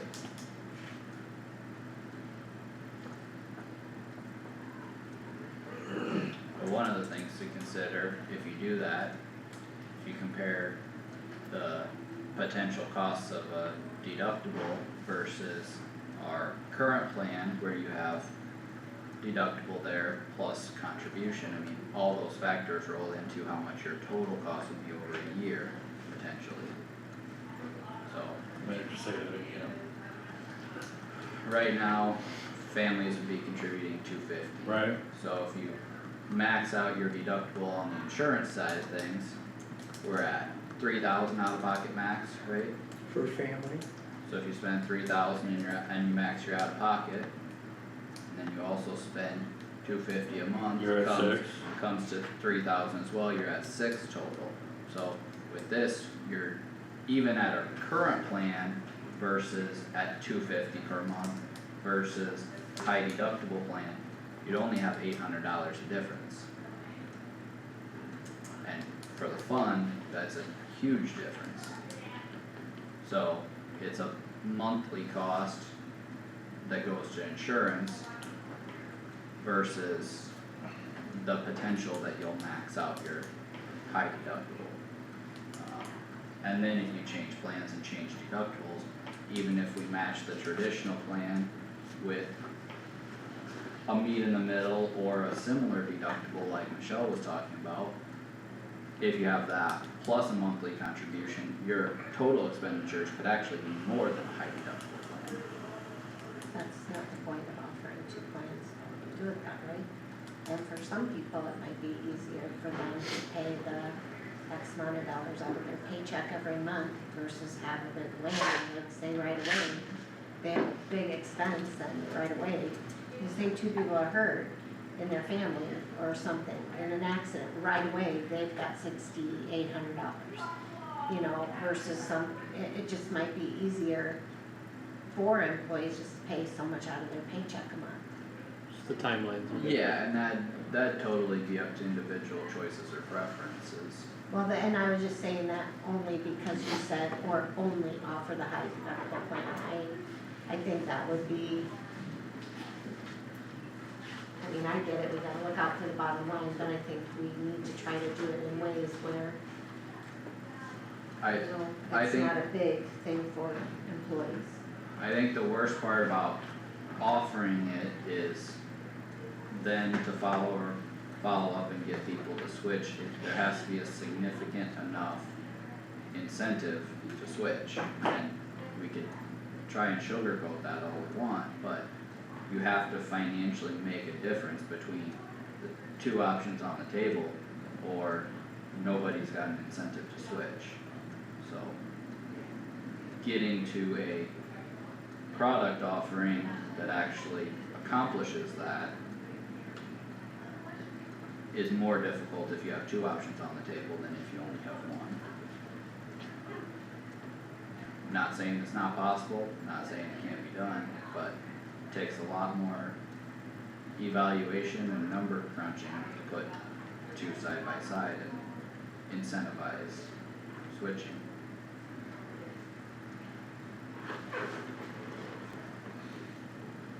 But it shouldn't look like a force to have two side by side that look almost exactly the same. One with a contribution, one without. That's almost a, let's force you to do the high deductible plan. I don't think that's a fair way to go about it. not debating that point, but I can tell you that's the way they go about it a lot of other places. This is what it is, and but even if the cost of the plan goes up $400 a month, which was conceivable in there somewhere, in order to keep the balance up, that's and you don't need me to tell you, that's $5,000 a year. That's a chunk. That's the whole thing. That's your whole raise. Maybe we gotta come to an agreement on a philosophy, but right now, my philosophy, and I'm open to suggestions, but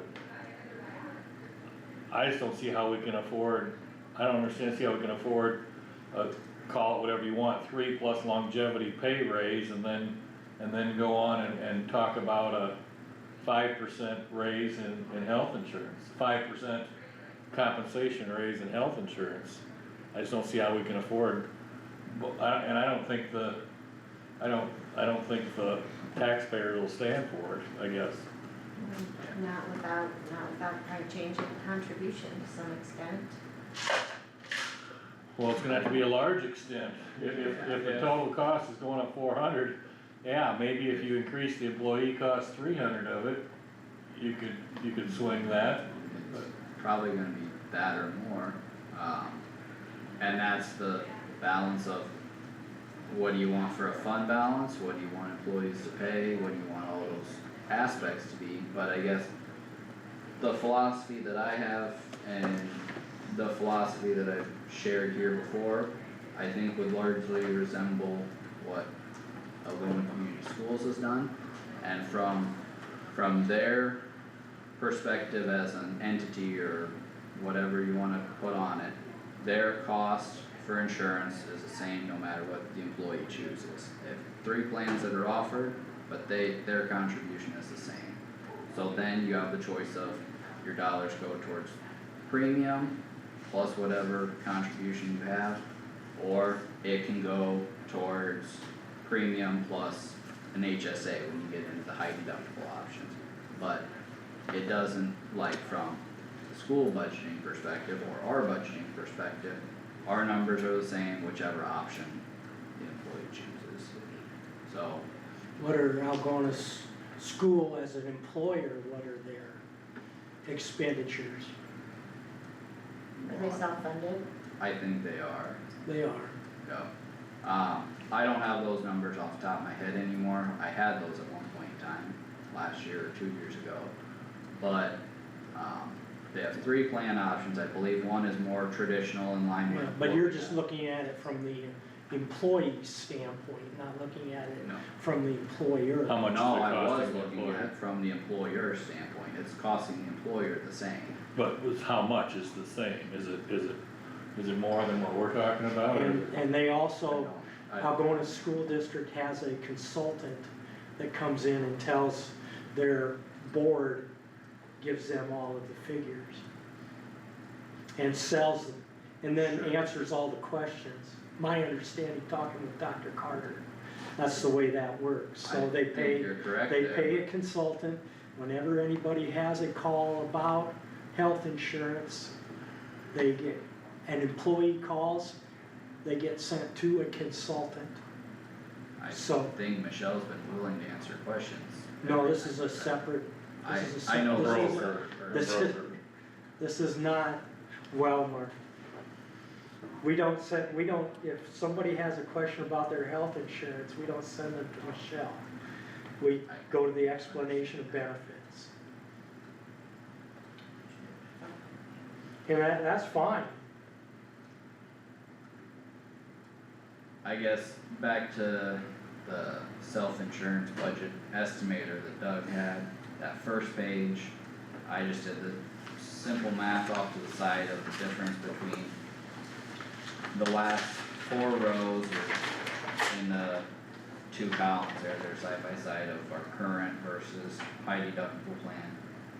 The difference of 1101.59 versus 93351 is 168.08. The next line has a difference of 420.21. Then you go down, if you compare it versus max liability, it's 210.11 versus 525.27. So I guess that's some of the side-by-side comparisons that I was looking at, whether you use either of those figures, you're looking at 150 to 5 1/4 for a difference per month, per person, or per plan.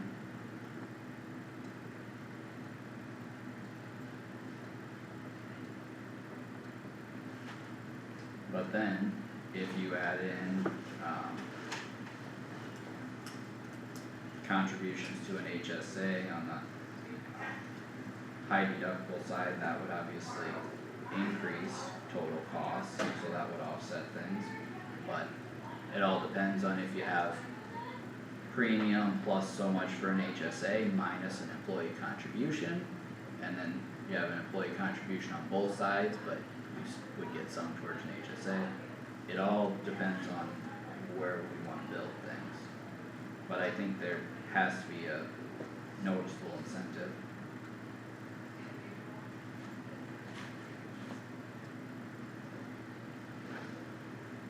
Well, for sure, it's time to get off the fence post and do something. Mhm. Yeah.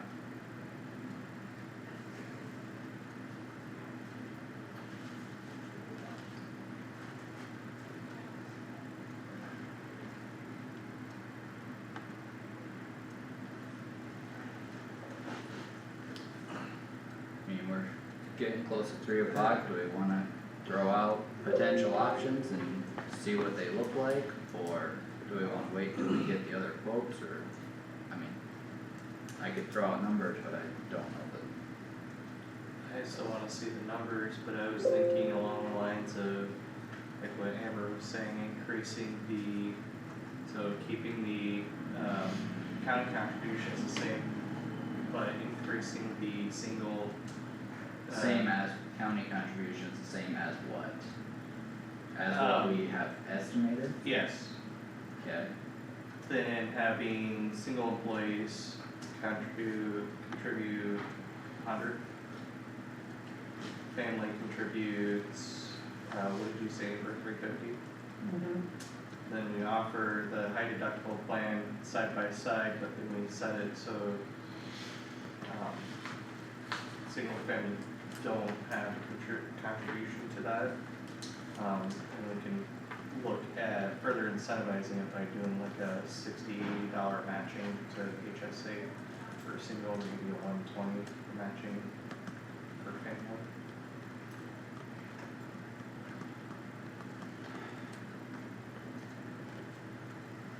does anyone have any thoughts on that, otherwise I do. Go ahead. First, I guess just as a core principle, I would have a hard time, and I know, I think Howard's even made the comment here, that might be what the market allows, or that's what other people have said, but I would have a hard time charging singles for any portion of their health insurance when the difference between the value of single versus family is as wide as it is. I mean, we're over $10,000 difference, and if we use fair or any other term like that, I don't think that's right to have two people in a position side by side and have that extreme of a difference in benefits and still expect one to contribute who's on a single plan. Can I So- ask, how is it a change in benefits? How is it a big change in benefits between the two?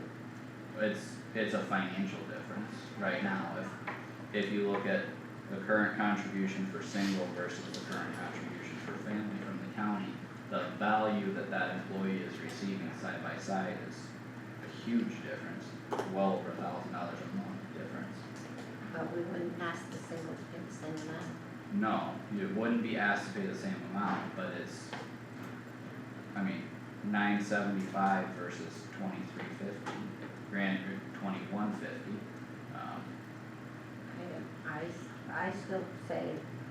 I still say that it's good for, it's okay for everybody to have a little piece of their benefit, have to pay for a little piece of their benefit. I think it's fine. I think, and if they're not paying the same, but I still think it is fine to ask single to pay. Well, I don't disagree with paying some, and I think there can and should be ownership in everything that gets done, but, from a service standpoint of the taxpayers who are getting served by the employee that's doing the work, it's not the taxpayer's choice, or, in my opinion, their responsibility based on what anyone decides in their personal life. The the work that that one individual is doing is what's providing the service to the taxpayers. And I think that should be our primary focus, and until that dollar figure is equal, I think there should be consideration to that, but also, if we do raise the contributions, I would challenge that it should be on a percentage basis rather than a flat $100 increase to both sides, because the cost differences between the plans are substantial. So if you just if you raise 100 for single, I would think family should be a $200 increase or more.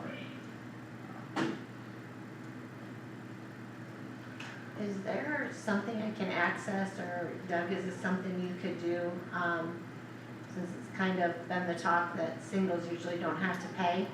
I think there is something out there, and you can direct me to do it, or if maybe you already have something that shows contributions and what employees pay. It's single, on the family, ISAC survey. it's If you go to ISAC Other survey, counties? from Yeah. other counties to have some kind of an idea I think we've got, of the differences. yeah, it's on the ISAC website, you can do The that. county engineers also has Yeah. it, so. yeah, I can And- certainly get that information to show you what other counties. I think that would be very helpful. yeah, and I won't disagree that there are places, private and public, that single employees pay a portion of their insurance. So I'm not gonna disagree that that's the market, but that's my principle. But I would also say at the very least, it should be a percentage or prorated increase, not just a flat dollar across both, because the value of the plans is not the same. Well, regardless if we do it a percentage or, set amount, I think this time if we're gonna offer the high deductible health plan, we need to, do some level of incentivizing, whether that is having singles contribute to their health care plan to stay on the current plan, or is what we're getting quoted for the 1,500, 2,000, or 3,000, because if we don't have the singles pay anything, what's gonna incentivize them to go to a high deductible health plan? Well, and that's a good point. I think honestly, this is maybe shooting from the hip and maybe it's premature, but if you look at the FY27 suggested contributions for single and family, if we used that as what we were, and that's on the high deductible side, the 933 and 2333. If we use that figure and say both options, single and family, you had to contribute $200 a month or $100 a month, but then you got that same value back into your HSA, you would be paying in, but you'd be receiving it back in the form of financial contributions to healthcare. So if you had any number that offset with each other, the fund balances, all that stuff would carry through like it is or should be in the chart. But then if you had the employees paying the difference of the high deductible plan versus our current plan, that would be your financial incentive to switch. And it could be anywhere in between, it could be whatever, but I could see a financial contribution on both sides, but then on the high deductible side, maybe you get some or all of it back in the form of your HSA. I don't know if I'll just say, looking at the fund, it doesn't matter how the county contribution is and how the employee contribution is, it's what the contribution is. And if you guys wanna start talking about different contributions and how it's gonna be divided up and everything else, and, as far as the employee, but I'm here looking at the contribution and the ending result in the fund balance. And what was your conclusion, did you ever say? I mean, what are you saying, it needs to go up? Well, you either, I mean, you raise revenue or you cut expenses, and I think what Josh has, I think when you come down to it, you'll see that, what Josh has recommended is going to have less expense because the employees will be covering more. Or the high deductible health plan is going to be less because the employees are covering more. When you raise your deductibles, when you raise your stop loss, you're gonna see that the health insurance is gonna cost less. But somebody, whether it be the employees or you're gonna be taking on risk yourself with it, you're gonna, it's how you're gonna see it. And right now, I'm not sure with our stop loss if we are,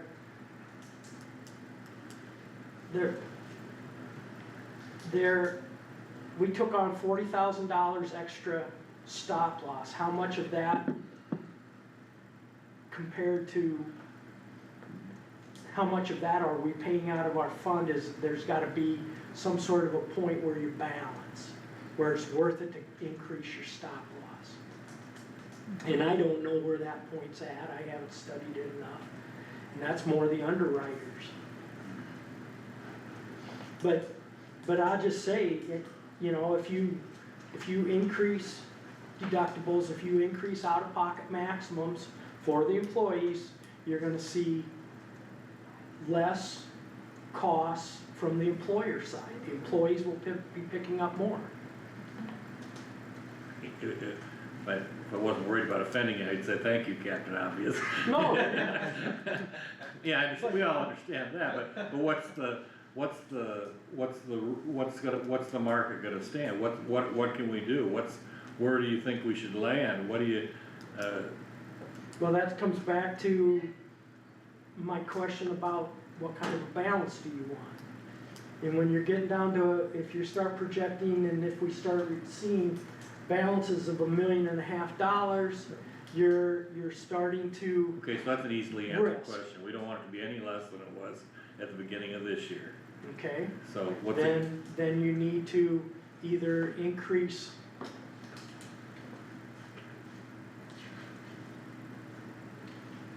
you gotta have revenue. If you're having traditional insurance, we have expenditures of $3,376,034.08. And what you guys,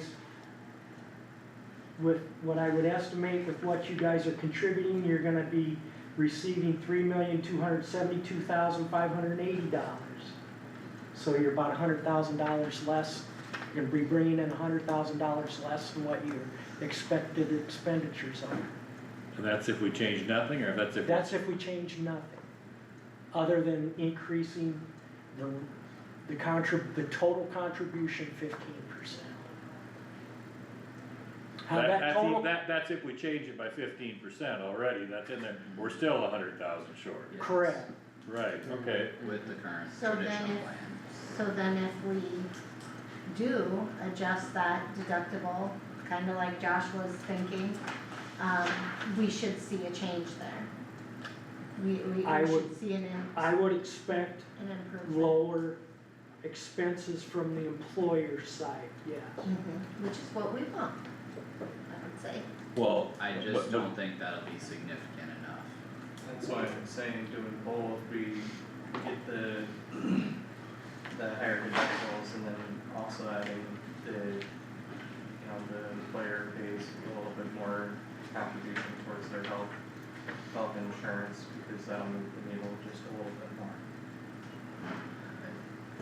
all that's assuming the 15% is palatable, Yes. and I don't believe it is. I think that's gonna be a tough one, but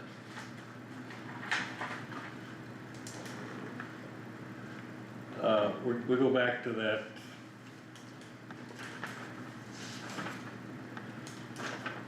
The 2350 was the total cost the year we're in, right? And employee was paying $300 of it?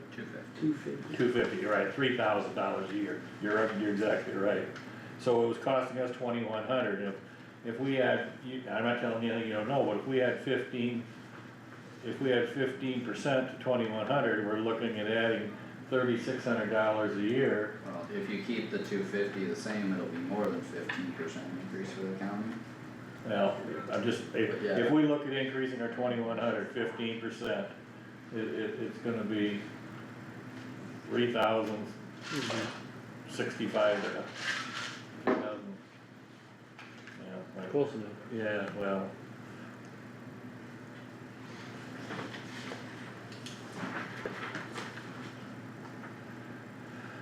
It'd be a $315 increase for Right. the county. So Right, yeah, it's just Per month. per month, Without increasing what the employee pays. without increasing what the yeah, we'd employee have, pays. if theirs went up 15% too, if everything was going up 15%, theirs would have to go up 15% too. They're, Wow. they're they're $250 times 15%, is that what you're saying? That's only gonna increase 37.5. Right, and it's not enough, I know it's not enough, but we're saying if the total cost is going up 15%, we were only raising the one side of it 15%, you'd have to raise their side to even to hold steady.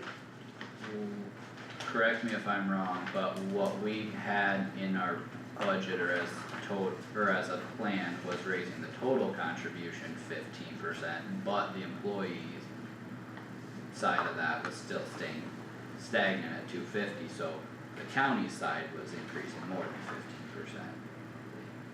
I don't know. Cause I'll the take your word for percentage Yeah. is figured on the whole, not Okay. our part. Alright, If we, And that's what we started with, but who cares what we started with, we're trying to figure out what we're gonna end up with. So if it went up 15% on our side, and if we increased it $100 for the singles and for the families, and even change the deductible, I think we're gonna end up better. And still offer the high deductible plan if you want.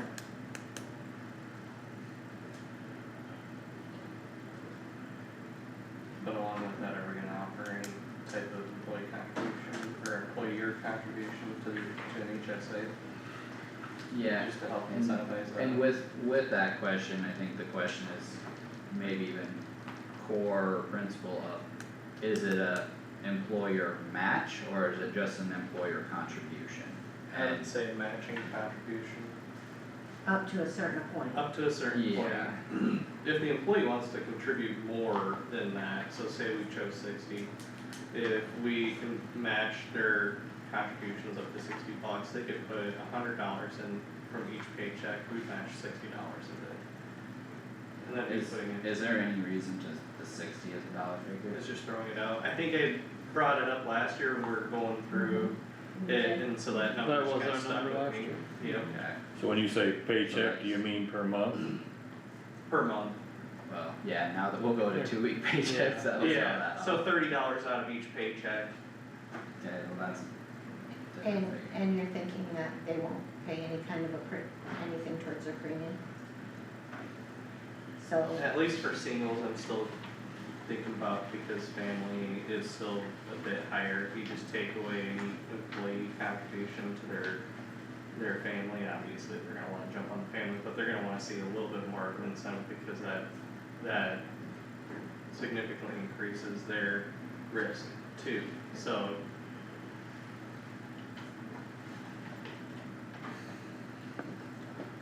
But you're still contributing to the employees, HSA, Yeah, regardless of the plan that they're on. Well, I guess I don't know. maybe one of the reasons I talked about, using the high deductible as kind of our base and then adding on costs from there is because there's two separate things, of one, how it affects the employee, but then two, how it affects the fund. If we use the high deductible premiums as our base metric of what we are going to fund or finance as a county, and then you had an employee contribution on top of that, that could go back to their HSA and it would kind of wash itself, but then your employee contribution on the current or traditional plan would have to be higher to meet that difference. And like I said, it doesn't have to be the whole dollar figure there, but if you use the lower number as the base and then had something on top of it that went back to the employees and back to the family plan, in the form of an HSA, then you could take that total cost and transfer it over to the other side, and then you could say, okay, the difference here is your responsibility. Like, if you did $100 for, or say $150 for example, the difference is $168, so if you put $150, that the employee paid $150 for a single on the high deductible plan, and they got $150 back into their HSA, then if you went to the single on the traditional plan, they would still have to pay more than that to reach the full cost of the premium being covered, but they also wouldn't get anything back to their HSA.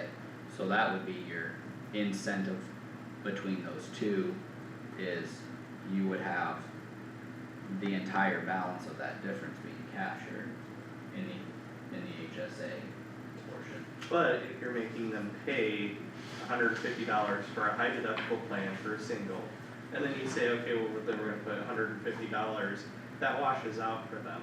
So where's your incentive to go to the high deductible health plan, because then you're taking on more risk. You keep control of that money. Instead of paying it to the insurance company, you pay it into your own savings account. Right, but then you've got further to go to meet your deductible, so you're taking on a lot more risk. So you're gonna pay $150 just to get that $150 back into an HSA, so you're at a wash, so you're not paying anything, essentially, because you're getting that $150 back, so you're not paying anything. But on top of that, you're taking the risk of having a $3,300, that's where I'm saying, like, why would you pay nothing and take the risk of a $3,300 deductible, or take nothing and have a $1,500 deductible? It all correlates back to what's our contribution from the county going to be from a total dollar perspective.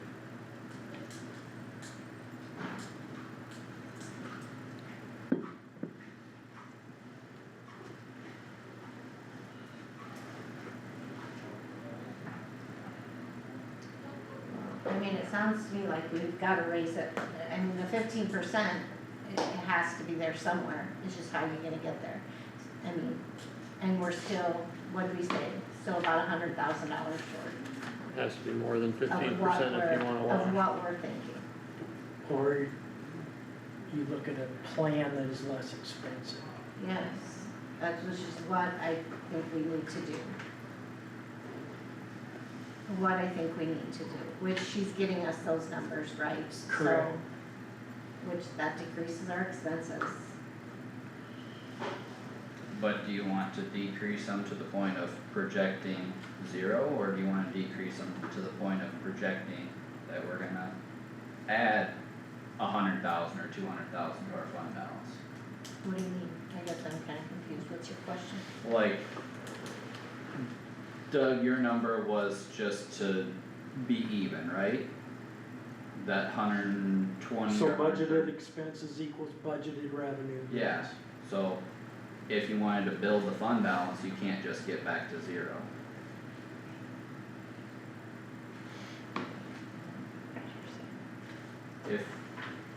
If you spend $3 million and We're gonna- bring in $3 million, you're staying at 0. You're gonna keep your fund balance the same. No, we're below, the fund balance is gonna be, as projected, it's gonna be below 2 million.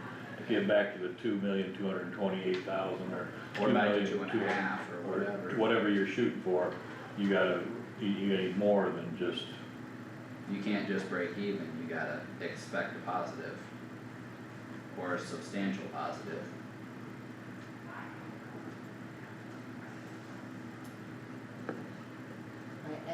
I mean, I get what you're saying, don't understand the point why you're saying it, because we already said that basically. I mean, we said that basically in much more simpler terms than what you just said, but that's okay. You got your own way of thinking.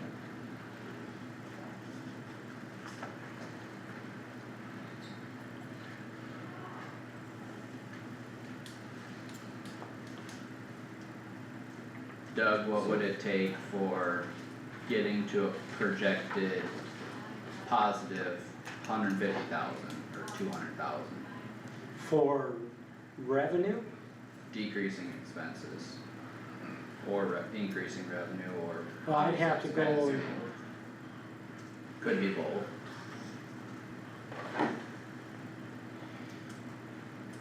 I'm saying not just breaking even based on their projections. What would it take to put something back in the fund?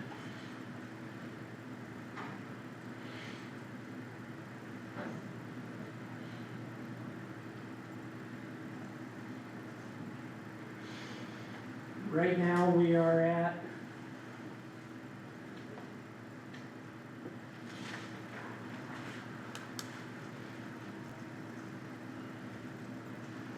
$3,310,620 to go to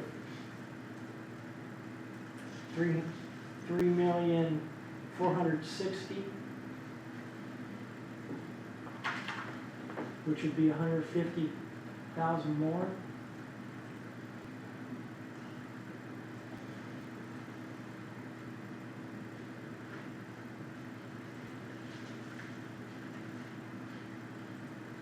Twenty percent is $3,454,000.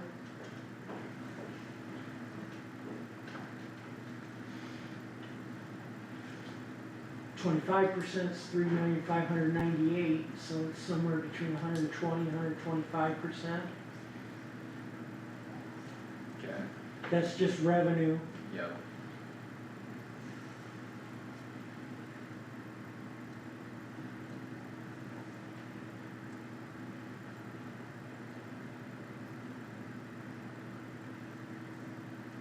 About 123% increase in, that would just be the contribution, that isn't dividing the contribution up between employer and employee.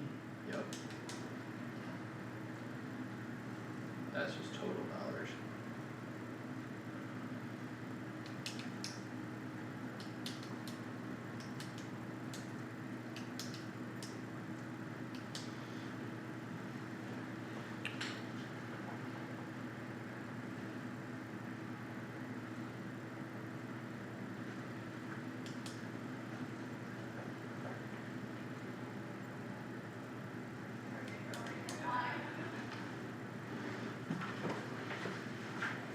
Contribute 15% and make changes to revenue and expense to the plan, and hope people switch to high deductible. It all makes a difference, I guess. You're gonna have to do more than hold. That's not a policy decision. Yeah. Maybe that wasn't the wrong choice of word, but, or maybe that wasn't the right choice of word.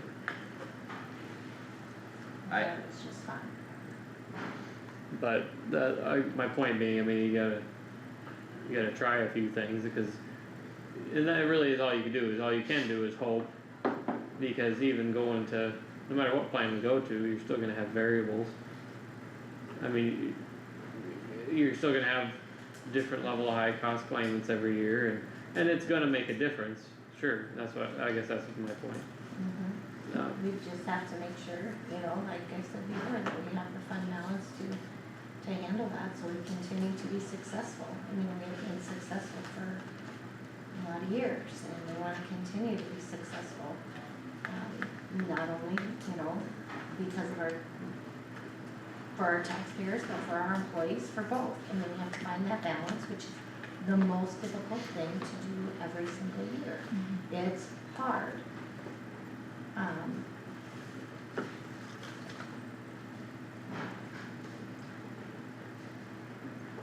The unfortunate side of that hard pill to swallow is if you don't do enough, it's not gonna work. And that's whether it's increasing revenue or decreasing expenses or both or whatever. If it's not enough, it's not gonna work. Too bad you didn't do that 3 years ago. Exactly. There's both sides of that conversation, Well, for revenue and expenses. there is, and there's also been the conversation in here about we don't need that kind of a fund balance. Well, baloney. Baloney, that's what, part of that is, what gets us into these predicaments. We need the fund balance. I mean, that fund balance proves that we have been successful. Well, if we get the new numbers with the plan that we haven't received back yet, that Josh was wanting to see, you increase contributions, you add a high deductible health plan with some sort of incentive with it, if that's so, if the board so chooses, I think you're gonna have people switch. I mean, I would. It just, and you're gonna have people that it's not gonna be what they wanna do, but, we're still gonna have our contribution to the fund, and that could be how it just works this year. I guess you guys need to decide if you wanna do something grander than that. It's gonna be those little, they're not little, but those changes, various changes, rather than one big change or something. I don't know, we're just kind of, I mean, we're getting somewhere, but it's a one step forward, two step back conversation. I understand it has to go that way sometimes, but.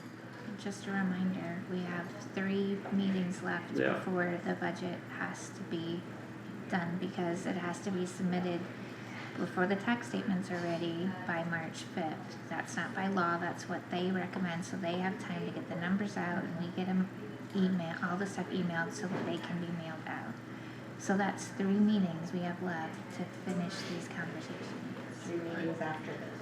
I think we need to see where our fund balances will be and what the tax rates and total tax increase. I know, but my point is, we're running out of time, cause we have to have all those numbers in before we can know Right. what those fund balances are gonna be. There's no use looking at the fund balances until we say, Tammy, we're good with our expenses. Yeah. Because, and at that time, when we think we're good with our expenses and she can give us our fund balances, that's when we say, oh, or, okay, good, this is a good place, you know? And we still have to go back through some of these departments, you know, just to make sure. Mhm. Well, we might need to do more than just Tuesdays for budget stuff in the next couple weeks too, if needed. Now we just need to, Make a decision. we need to make a decision and not, and we have to, here's what I'd like to see, we need to make a decision and not try to constantly sway others to want to follow what one person wants. We have to listen to everybody and get a consensus. And I think that will go a long ways in making a decision. We have to respect one another and respect one another's opinions, come together for that final decision. And we have to do it. We spin our wheels so much.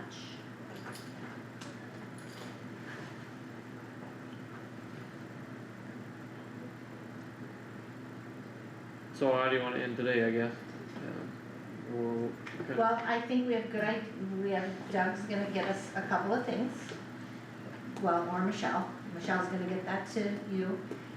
That right there, I think will help me make up my mind.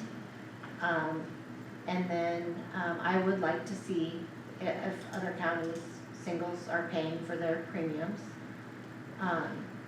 Sometimes I'd like to say, I don't care what other counties are gonna do, we gotta do what's good for Kossuth County, but sometimes the comparison's nice. I do have that comparison if you want me to email it to everybody. You do? Yeah. Okay, that'd be good to see. Then Doug, you won't have to look for it. And, I do think, can people meet until 4 today? I think we have to talk about TIF. I think we do too. I mean, mean, I'm just talking about the insurance discussion. yeah, no, that's fine, I didn't know, you look tired, Oh, no, it's all good. you look So- tired.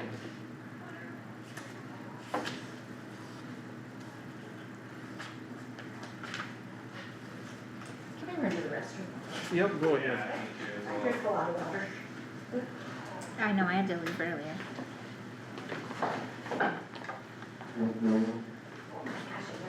Did they show up? Yeah, yes, I think they're there. They're peering out the window all day. Yeah, they're there, yay, hopefully it'll get finished.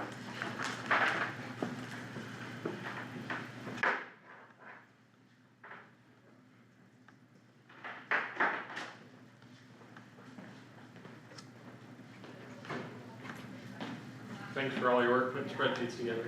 Sure, you're welcome. You're staying for the TIF, right? If you'd like me to, I guess. Well, it's gonna be important to know how much you're gonna need for road and bridges, so when they're talking about geo bonds or what they need to do, how much they need to prepare for. Okay. I think, I think Doug's got enough projects, he could spend whatever we give, I think he well, I knows know, but that. I think his input is helpful in that. Yeah.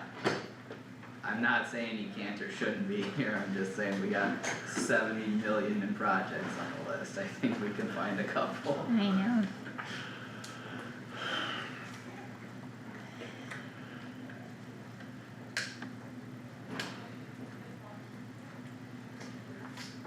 Tammy, this last fiscal year with the TIF revenue that came in, we would have paid that back into rural basic, right? For the internal one we did? I believe so, I'd have to double check to make sure, but I believe so. What's the, I know might not be recent to today or whatever, but where would I find the most recent fund balance calculations you had? Is So in that goes budget right to folder? the treasurer's office, so that would be something that you would have to check with Nick about, because that tax income But didn't you goes, calculate the projected fund balances at some point with our budget here? Is that in that Yes. budget folder from in January sometime? if you just go to budgets, like go to the public drive and then go to, FY 27, yep. yeah, it should be in there, Preliminary ending fund balances? yeah. That would have been from the 13th, so.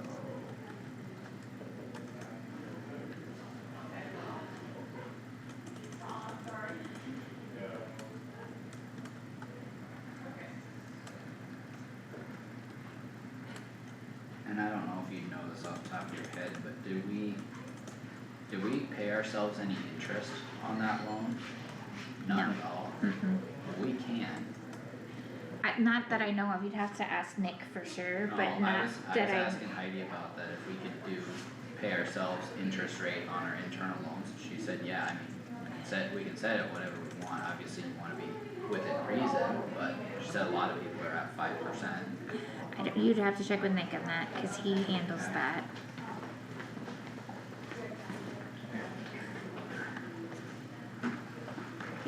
Or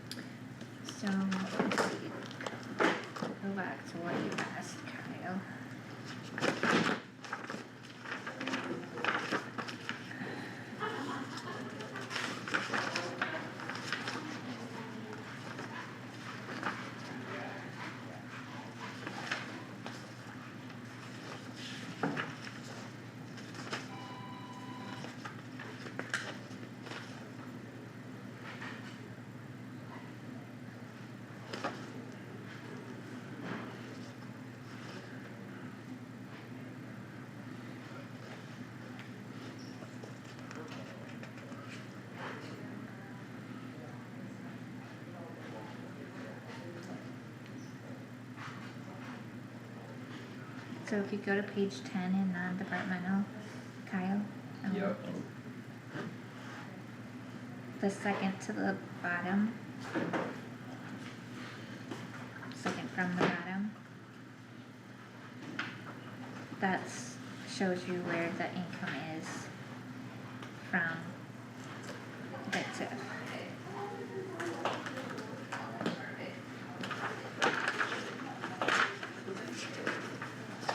Yeah, I wasn't asking about the income from the TIF for this year, I was asking,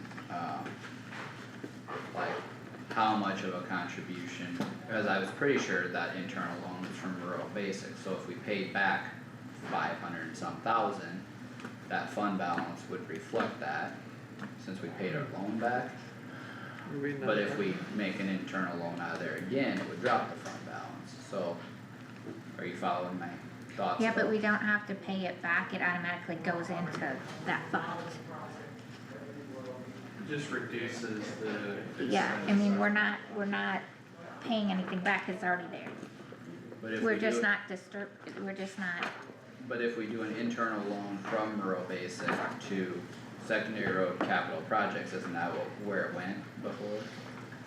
Like the yeah, last one. mhm, So then that would be money going out of rural basic, right, but then when it comes back in, doesn't it go to the TIF and then you transfer out of the TIF to pay the loan? I don't know how those funds specifically are. Where does it No. land when the property taxes get paid? well, that Nick takes care of all that. That Okay. when he gets all the property taxes in, Yep. But wouldn't there be an account to receive the revenue from the TIF? it goes right into, well, however he does it, rural basic, I would assume, you'd have to ask him, cause he does all that, that's all on his side. Okay. Maybe we should ask him, cause I don't think it would go directly to rural basic with the exception of our loan, because it shouldn't go to that fund, it should have a separate pot of money for the TIF. Because if we borrow from an outside source, you're not gonna pay an outside loan with funds from rural basic, because it's not rural basic obligations, it's TIF obligations. Right, but we don't have that, so it Correct. could be set up Yeah. differently. But I guess the way I've always understood it, it should go into the TIF fund that it's collected for, and then the TIF would then pay back its loans. So Well, we in our pay- case, it's we- rural. We pay, so like if you look at the expenditure side of that, Got sidetracked on flipping pages. so it would be. I gotta find it here. If you look on page 3 in the middle, Yep. That, so that's what we pay back. So we pay out of that 12,000 TIF account. yeah, so that's probably So- where the money comes into. No, it comes into, the revenue comes into 11,000.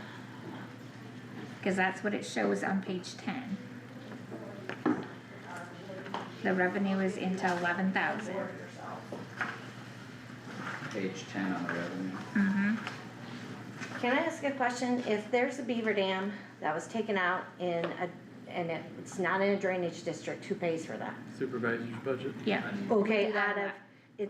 yeah, is it out of that, A beaver dam? a beaver or dam, trap- beaver not no. trapping? Oh, I'm sorry. Oh, I don't know.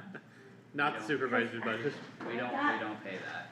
Well, there I was, was thinking trapping, yeah, sorry. I know what you're saying, 'cause there's been a couple in the It- past that have been it's- allowed where it's close.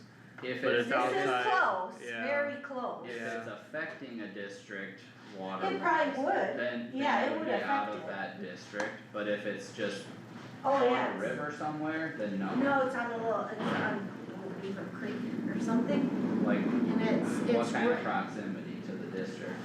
very close. Like, within a mile, half mile? I don't know, I don't know how to read the maps Well, like like, that, there's but been a it's couple close. down by me It's that, about this on far. Prairie Creek, Depends on your level of zoom. been a couple on Prairie Creek that were like within a few hundred feet of the drainage district. that Yeah, I they mean, just and it's- assess to the district. Well, but- cause it is, I mean, it's benefiting, Right, but, you know, right. but, okay, well, I'll check into that a little further, Depends. but it depends. Yeah, Okay, good answer. Okay, where are we at? Who Can't we be wrong looking with at? I had just asked Tammy a couple of questions and we were trying to work through that. We're in the non-departmental, looking at the TIF funds. When the property taxes are paid for either Gold Eagle or the wind turbines right now, Mhm. when they're paid for the TIF, where does that go into to be collected? Does it go into a fund for the TIF? Yeah, the 12,000 fund, Okay. right? Isn't that Well, it's 12,000 received fund? into 11,000, into rural basic, like if you Well- look on page 10, I'm wondering if that's budgeted there to pay back No. the loan, because we'd still have outstanding. But that's concerns, revenue. wouldn't The property taxes themselves would, They I should gotta go get to into the the. TIF, shouldn't they? I think so, Okay, well, that was my understanding. I gotta get to the beginning of revenue, just a minute.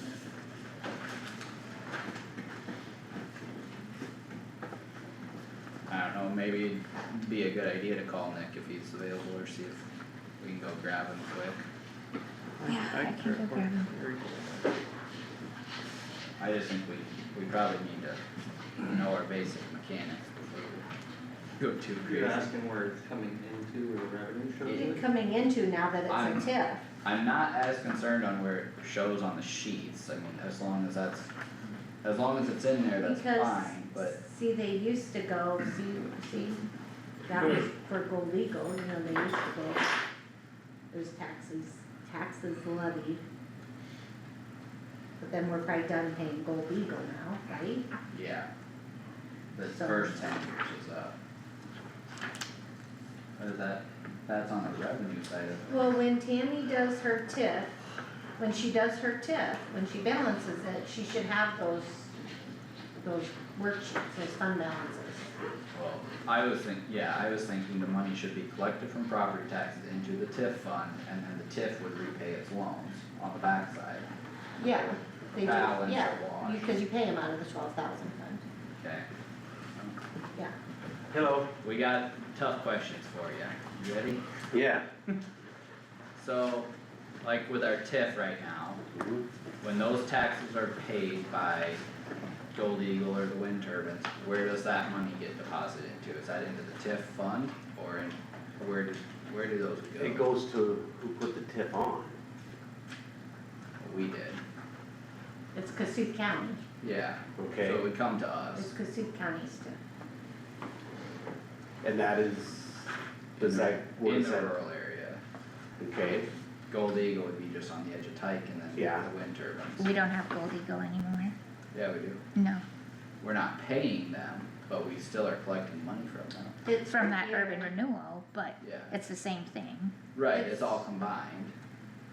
So we had an expenditure put in there, Yep, that's out of the TIF, but the revenue shows Where does coming that into expenditure go? rural basic. yeah, where's the revenue should It show up? well, Page previously- 10, previously it page would have 10, been repaying second to the internal bottom. loans. okay. But, and those internal loans would have been out of the rural basic fund. So Those would have, was it going to rural basic, do you know, Doug?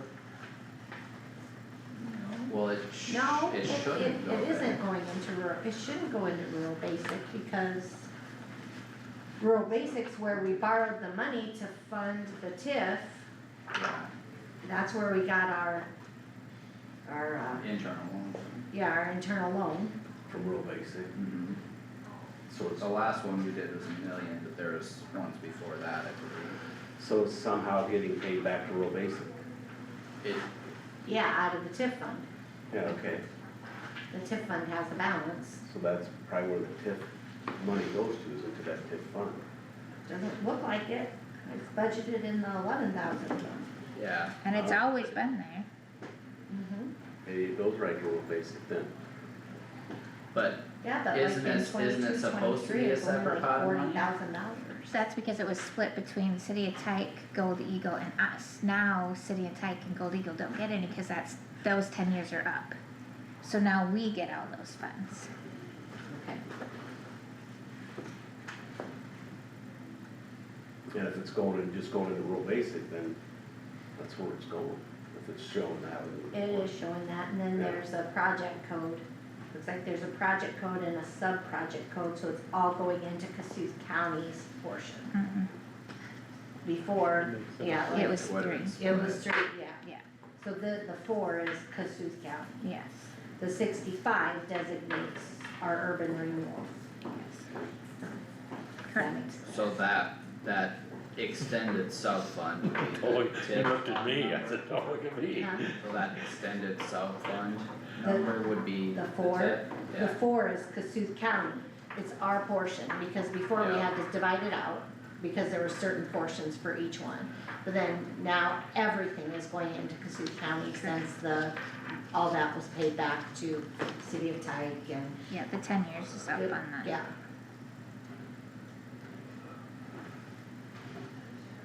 Okay, you answered your question. we did. Good. Yeah, and it has to go in the rural basic fund because it's the rural basic fund that has the levy. The TIF doesn't have a levy, Correct, so it has to go in the rural basic fund, but it's funneled into Kossuth County's portion. correct. Thanks, Nick. And that is how the internal loan was taken out as well. Yes. Rural, money out of rural basic is where the internal loan Yeah. on all of the loans that are taken out. Yeah, put the tax hat back on. Thank you, Nick. Good enough, thank you. But yeah, now that makes sense. Don't have to call me tomorrow, Well, There's I don't know 12,000 people. what happened. or do you want me to call you? No, do not. so then when we paid that back, is there actually a transfer from that sub-fund? No, we issue them a check. Mhm. Paid it We write a directly check to rural directly to basic them. fund. Same thing we do with kind of with ours, yeah, there's not a transfer, we just issue payment. Okay, And you can see that, like if you look at the expenditures side, Yeah, the 2, 3, 4. yeah, there's 3 still there for, Gold Eagle TIF, and the city of Tyke. yep, and the city of Tyke. So, Yeah, and they'll be there until they are inactive. right, Mhm. But that's, so that money is how we would have paid back the rural basic fund, this 1 million, but we don't have to anymore. correct. Well, So after, what's our after this, outstanding loan Well, balance meaning, there right now? meaning we don't have to pay Gold Eagle and. City correct, Tax. correct, yes. I think is it in that budget folder that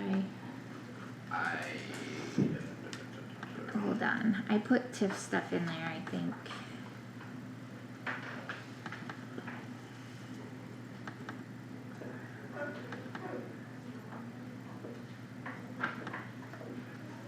It does not wanna click.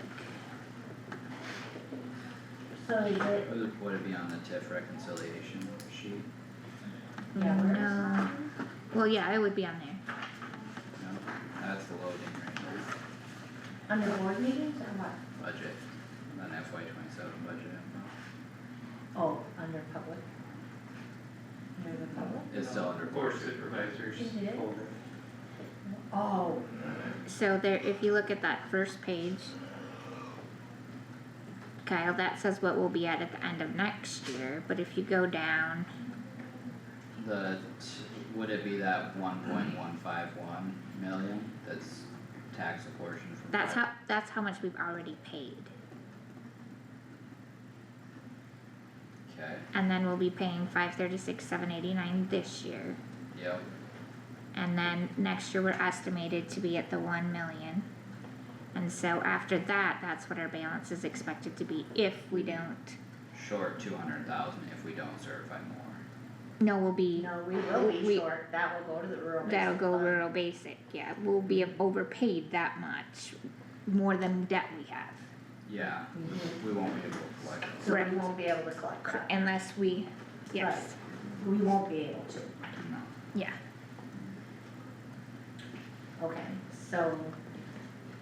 Okay, so we need to certify debt, mhm, at least 200,000 or we'll miss something. I don't think we're gonna be able to collect that, cause we don't have debt. We only had, we're gonna collect, wait, Well, if we certified 200,000 more, we'd get it all. Yeah, but you have to do it by December first. So did we miss that this last we December? missed it. Yeah, I think it was missed, I think it was missed, because we can't have a negative. It should be a zero, it should be 0. it should be zero. Yeah, so that's just gonna go to the rural fund. Yeah, that'll just go with, Do we actually get it though with the budget limitations? yeah, TIF is not included in the budget limitations. How Yeah, does but that then work? but they have a max based on the total dollars you bring in. That's on the growth, not on the dollars you bring in, that's on your growth. Yeah, it is on the growth. It's on the growth, not on the Yes. amount of money you bring in. So, and this was already there, so yeah, we should be, that'll go to the rural basic fund.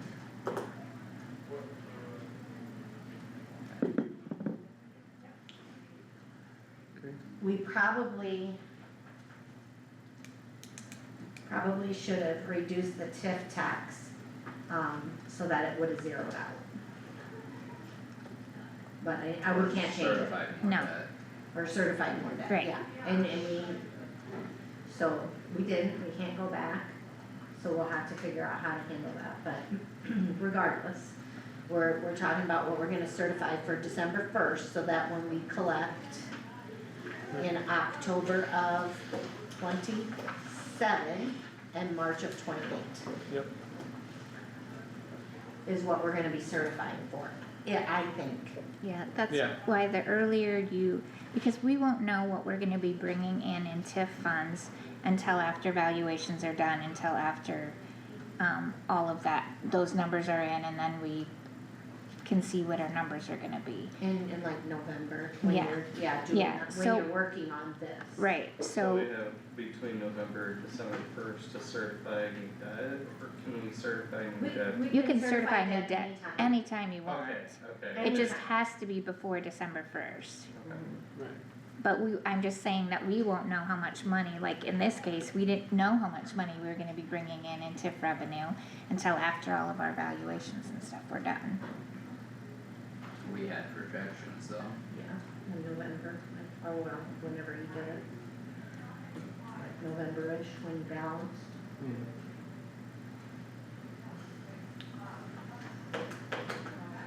Okay, so we wanna have a discussion over how much we wanna certify? If we wanna certify? Or Yeah. what And are you, how. what's that? And how? And how? Yep.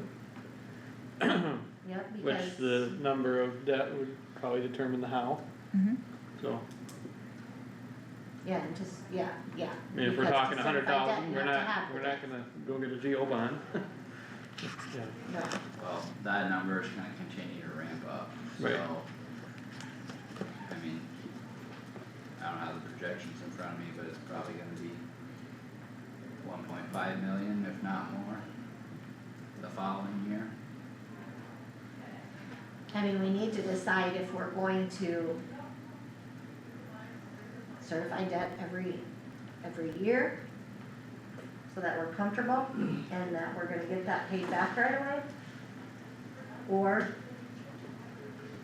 if we don't wanna do it every year, what we're comfortable in doing.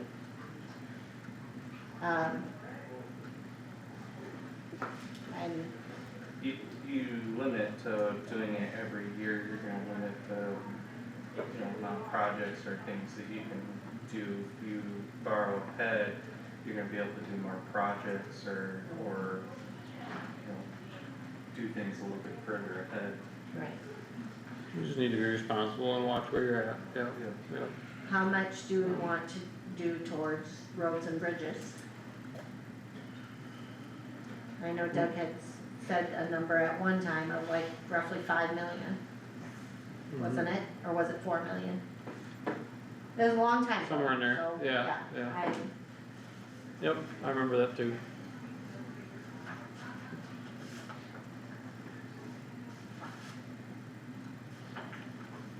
My initial thought when we're looking at roads and bridges, and we're looking at what was presented this morning with grandstands, et cetera. My opinion is that instead of doing our, or I'm sorry, instead of doing our 50,000 a year out of our general fund, do that out of TIF, cause it was 250,000 over 5 years is what Yes, we'd said, 50,000 a year, and now we're 200. and now we're 200. I think what I would like to see is that we certify 2 million towards roads and bridges, and we certify 500,000 towards the fair project.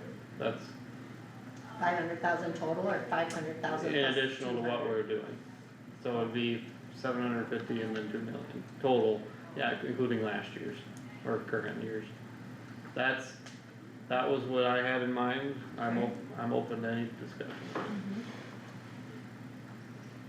Well, if it went up about 500,000 this last year, I mean, is it gonna continue to ramp up 500,000 a year? Or more. Well, some Or more, windmills or- aren't on yet, so And then those new when ones. will it level out? Like, when do we think Year it'll level 7. out?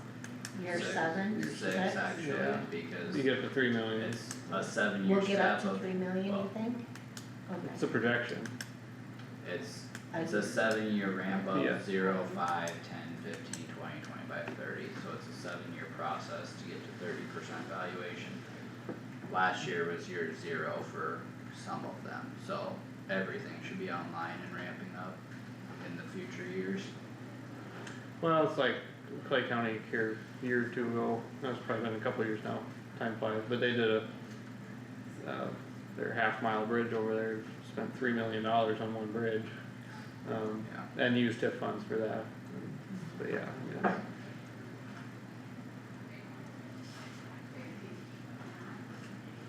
And they did that all at once, but, anyway, that was my thought thrown out as I've mulled things over.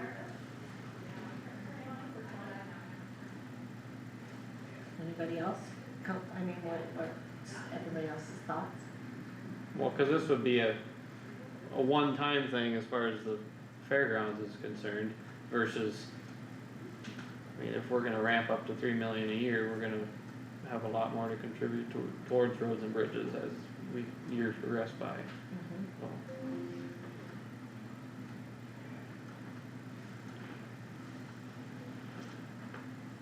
And you're thinking doing that this next fiscal year, Well, what we're talking about 27 and 28. and then are you talking the following fiscal year? You know, obviously won't be here, but the supervisors then certifying for another year, or are you saying? I guess that'd be up to the That board should what be- they wanna certify yeah. from then on. I don't know,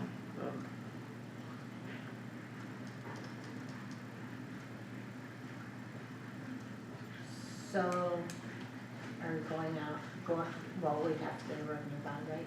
A geo bond? I wanna say revenue bond, geo bond. What's GeoBond short for? General obligation. GeoBond. I asked Yeah. Heidi about the timeline of any sort of financing if we were to go to the outside market, and she said the shortest, quickest thing, you probably wanna plan on 8 weeks, start to finish. And I was just at ISAC here the other day. Well, we just need to start right after July. And get Yeah, I started on mean, it and be I'm- done with it. I'm just saying that's the bare minimum timeline sheet. And who helps do that geo bond? Our attorneys? I haven't had to do a geo bond before, so who helps with that process? Well, An With- attorney. yeah, I mean, before, like, I wonder if it'd be like, you know, when we did the TIF and stuff, it was Bob Justin, that firm. Mhm. I mean, but I don't know, would we use them? We used Ehlers for the urban Did you? renewal plan. Okay. I So, would use the team that we used to set it up. Same Probably. people, they did the estimates on what the money would look like, they did the whole plan, they did all that, and keep it the same. I didn't know if they handled the money part of things, the obligation part of things, so. Yeah,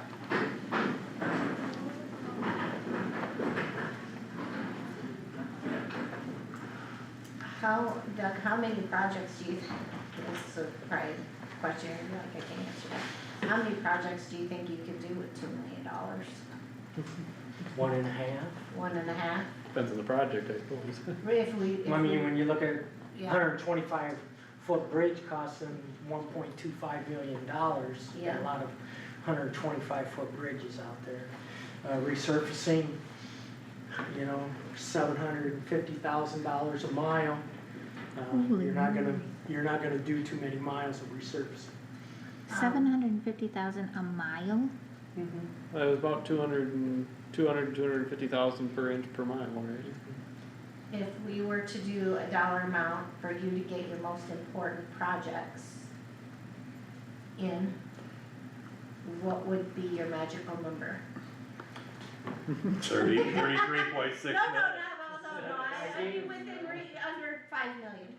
Well, I mean. What would be a good number? all the projects in the TIF, 70 million. Yeah. I got bridges right here that.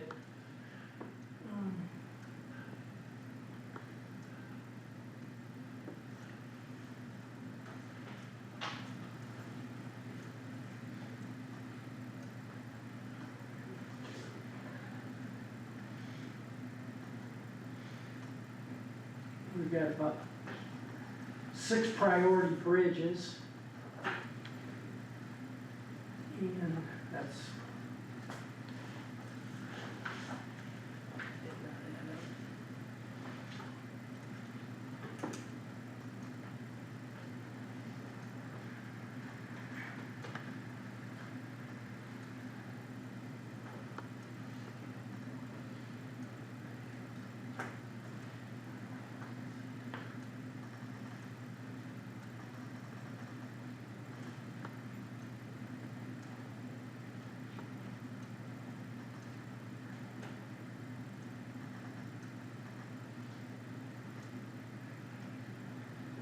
No, this is resurfacing projects, excuse me.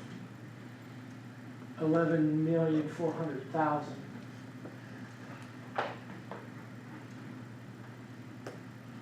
That's all pavements that right now have a life of 25, well, at the time was 25 years. Usually we try to go 20 years.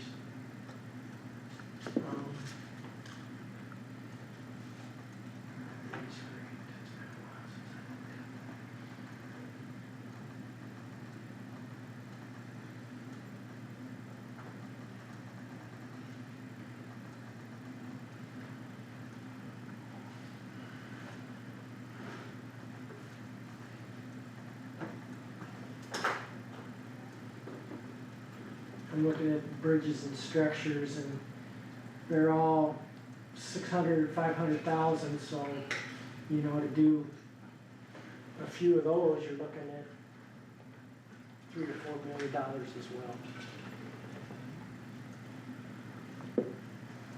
I gotta get in there and update some stuff for work that's been completed and, try to put some sort of like, work that we are planning to do as well. It's been a while since I looked at this thing. 2024, December of 2024 is what's the date on it. But, you know, 2 million doesn't. That's what I budget in a, what we have budgeted right now in construction. In the Would road that be, fund. in addition to that, it wouldn't take that away. No, but the $2 million that is budgeted isn't gonna do a lot, so. So what if, like, How much does it cost to go through the whole process to get a GO bond? yeah, right, that's what I was just gonna say, because, Do you wanna do that every year? no. Well, then you might wanna go multiple years for Well, here, I thought I was saying a number that was larger than maybe what some on the board would be comfortable with compared to previous discussions, so I, you know, like, I don't know. Well, I'm just gonna go off of what, you know, comments from the public I've received, and the comments I've received from the public is take care of your needs first. And needs, of course, are roads and bridges. And I do feel the need, yes, to contribute to the grandstand project, I do. But every comment that I received was take care of your roads and bridges first. So I mean, so Carter, yes, you gave a higher number than what I thought you would have said. Honestly, you really did. But for me, maybe, and trust me, I really don't wanna borrow any money. But, we can't even talk about that because this is where we're at. We have the money going to the TIF, we need to use it. We can't use it if we don't borrow. Exactly, so it doesn't matter if I wanna borrow money or not, this is the way we gotta do it. It's the nature of it. So, why? Oh gosh, What are we trying to decide here? I'm lost in America. an amount that we want to borrow from a geo bond. So to- then you were talking about what it costs to do the process, but if you're gonna borrow, if it's gonna pay back $1.5 or $2 million a year, and I have no idea what this cost is, but if you're gonna borrow money that you're gonna use it, if you borrow it, you'll use it that year, even if you don't, No, Not if you do a then couple you years. don't It'll have go to. into the fund. But- It'll that's go in- but you don't want it to just sit there, you wanna take advantage of using it before inflation eats up more of it, because you're gonna be paying interest on it sitting there. Yeah, if you borrow 5 million instead of borrowing 2 million. Right. And then you only use 2 million, and then you have 3 million sitting there that you're At not 5% using, you're interest. paying well, yeah, you'd be paying whatever the interest rate is times that unused money would be wasted. So if you had 3 million sitting there, hypothetical, borrow the 5 million, use 2 million, 3 million sitting there, that's $150,000 a year in interest costs. Is that about how much, does anybody have any idea what it costs to administer the? Well, I didn't ask, but I don't think it would be that much. Amber, you were finishing your thought, Yeah, I kinda lost it, so I don't know. okay, I don't know process for that. The other side of the coin is if we could do as much as we possibly could internally, then you can kinda stretch that period out. And someone might say this is a crazy idea, but isn't whatever the number is, what we do as far as work, say building a bridge, doing a road, whatever, that counts towards our local contribution, right? Yes, Okay, you're talking about yep, satisfying the state requirements, the yep, law. for our tax funds, yep.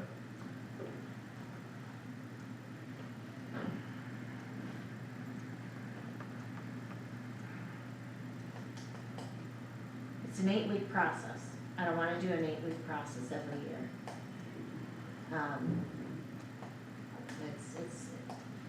It's easier to do it once. And yes, you can't get paid back until we have the money, but we're looking at, even if we did 5 million, which I'm not necessarily saying that number, but just if we did 5 million, I mean, the next year alone, we're gonna have 1.5 million of that probably to pay back. And the year after that. And the probably year after the that, maybe rest of 2 it. million. Yeah, Maybe, you know what I mean, so we're looking at maybe possibly able to pay back $5 million, I know we got interest, in roughly 3 years or so. No more than 4. No more than 4 years, you know, and then you can do the process, probably that 3rd year to certify more debt. I yeah, mean, if it keeps going the way it looks like, we are going to really capitalize on the money. do we have 10 years left on this urban renewal? What's that? Is this one 10 years? No, it's just 20. Is it 20? Okay. 20 for the then I'm on windmills, but golden Gold Eagle, And we we only have have 10 ten left on left. that on one, it. yeah. So that will drop off in 9 years, whatever. And that was 150 grand-ish, if I remember right. Yeah, I think so. So I mean, that'll come off, but by that time, all the wind turbines would be Mhm. fully online long before that, so it would hardly even be noticeable. On record, say, you're not gonna notice 150. Out of 3 million, it's 5%. smaller than you'd think.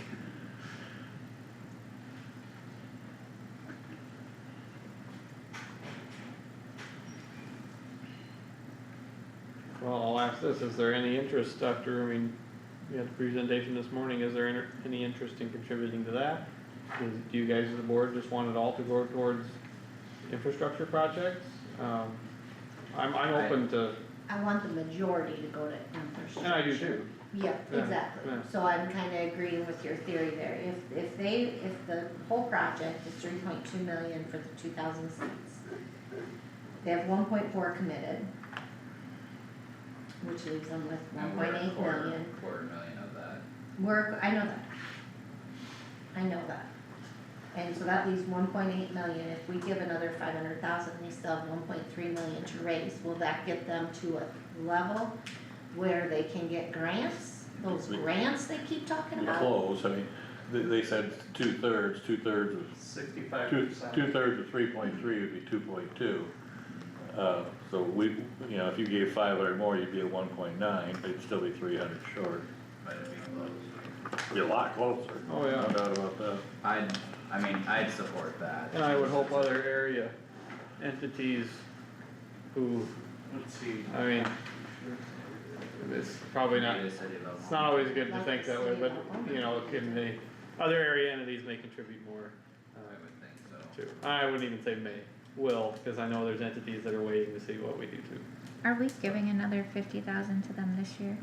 It's budgeted to. It's I think, budgeted I too, think but all that This should be next year, converted I to the mean. TIF expenses. Cause I don't For have them, 27. I don't have them in here, I just have 25,000 for the, Right, cause we were gonna go back and talk Yeah. about okay, it. alright, Yeah. I'm like, did I miss something? No. Cause Yeah, I I'm, remember that conversation. You're good. We said Okay. leave it out until we talk okay, about cause it. I'm like, wait a second Yeah, here. you're good. Yeah, Okay, so you're saying the rest of the, cause we pledged 250, so we'd give the rest of the 200, cause we already did the 50.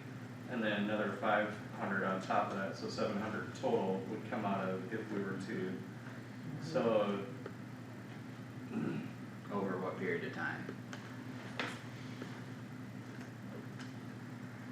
I mean, not like it's a big question, but it is a question we need to. It affects how much we would certify. Honestly, I mean, if we're gonna go through the process of borrowing it all up front, I would just do it all. Because there's no sense sitting. All is in. All as in what? The, whatever figure we land on, like, if we're borrowing it, we're gonna be paying interest on it from the day we borrow it, so you might as well give it to the fairgrounds to work with, rather than sitting in our account. Yeah. And handing it out over whatever 5 years, years. You're saying you're give already them- paying interest, so. give them the 700,000 once it comes in. Yeah, if we go the route of putting it through the TIF, I would say as soon as the funds are there, whether it's through whatever form of debt, that you hand it over at that point, because it's there, we're gonna be paying interest regardless of which account it's sitting in. They're gonna be able to use it to get their project going. Yeah, and not have to borrow, and also pay interest on a commitment that they've got. It just depends what you want for flexibility year to year. I mean, I'd be comfortable with 700 total coming out of the TIF.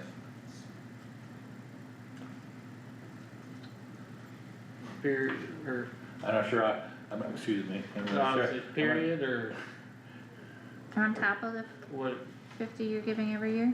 No. No. Just on top of the 50 we've This given would them. finish the 50, this would finish the 50, and then It'd be another the 500 rest of the on top 200 plus 500,000 on top of that, so a total of 7.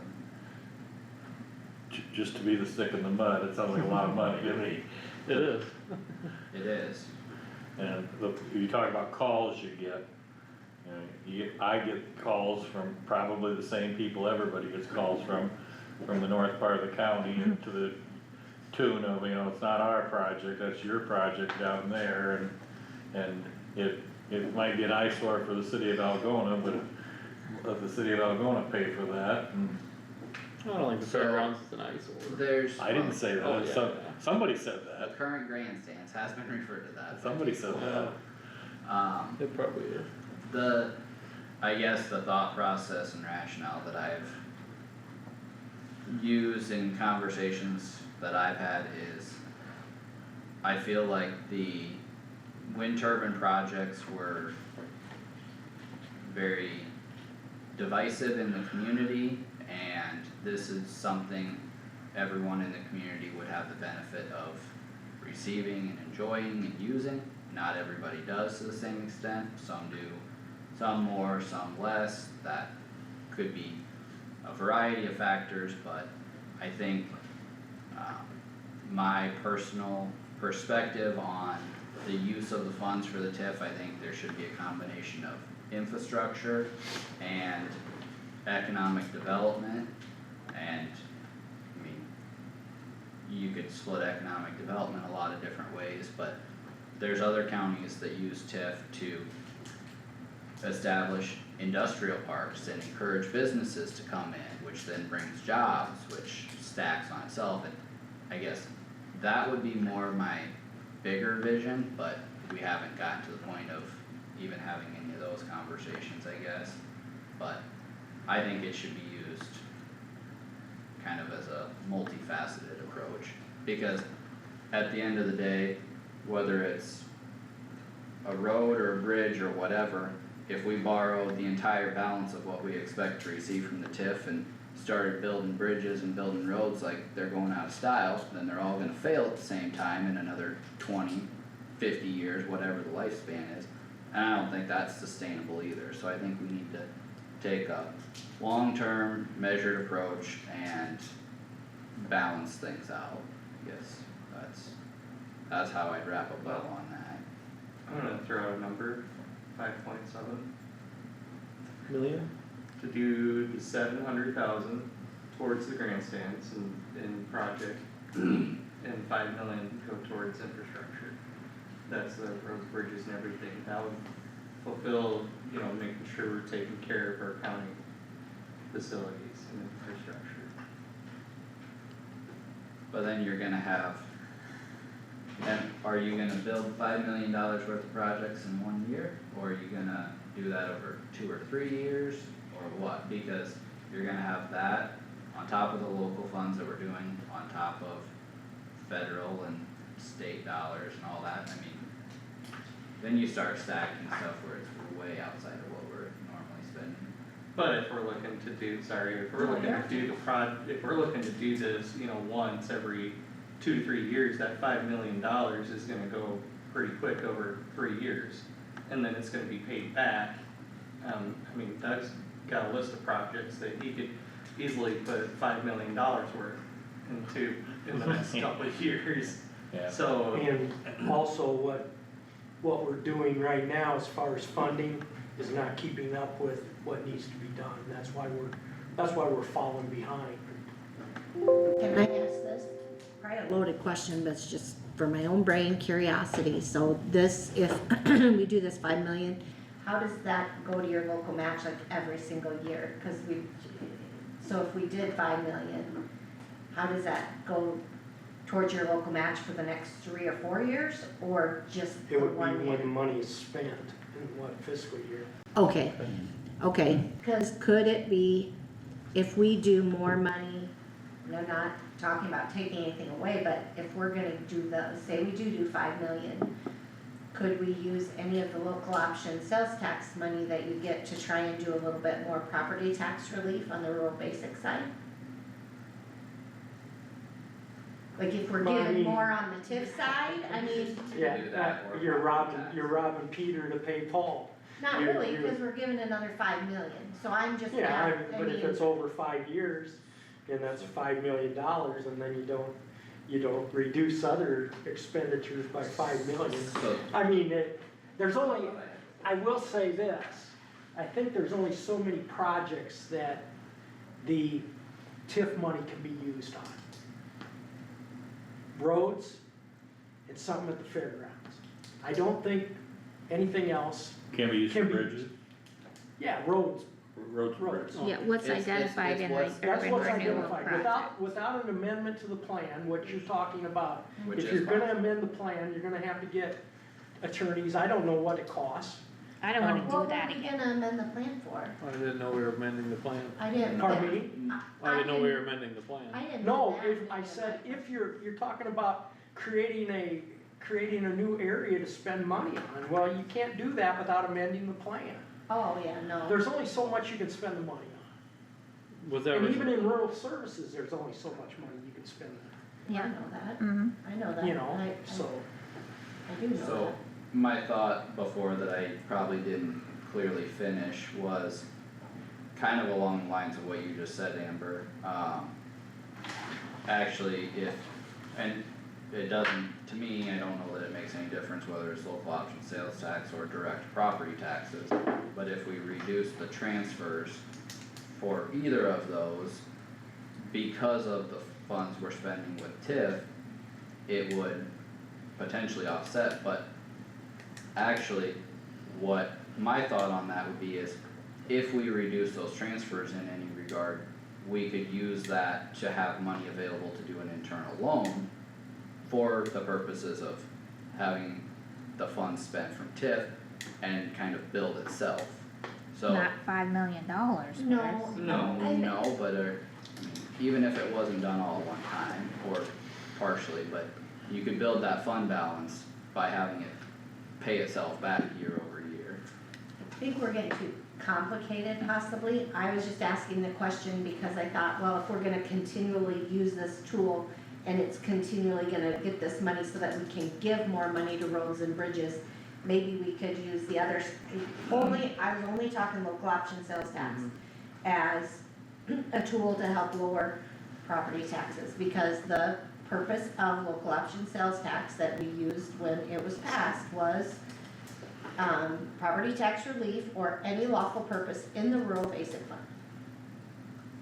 So it was just my idea of maybe using that as a tool that we could either lower taxes a bit, we can build more money in that fund for possibilities of legislature changes, like, that's the only reason I was asking that. I thought it might be a good way, and plus, we gotta be thinking, I don't think they're talking about it now, but last year they sure did, about taking it away. Local option sales tax. Yeah, I think it's, So, it's just kind of, more of a thought for the future, not necessarily saying we're doing it. It might be something that we have to consider in case that happens.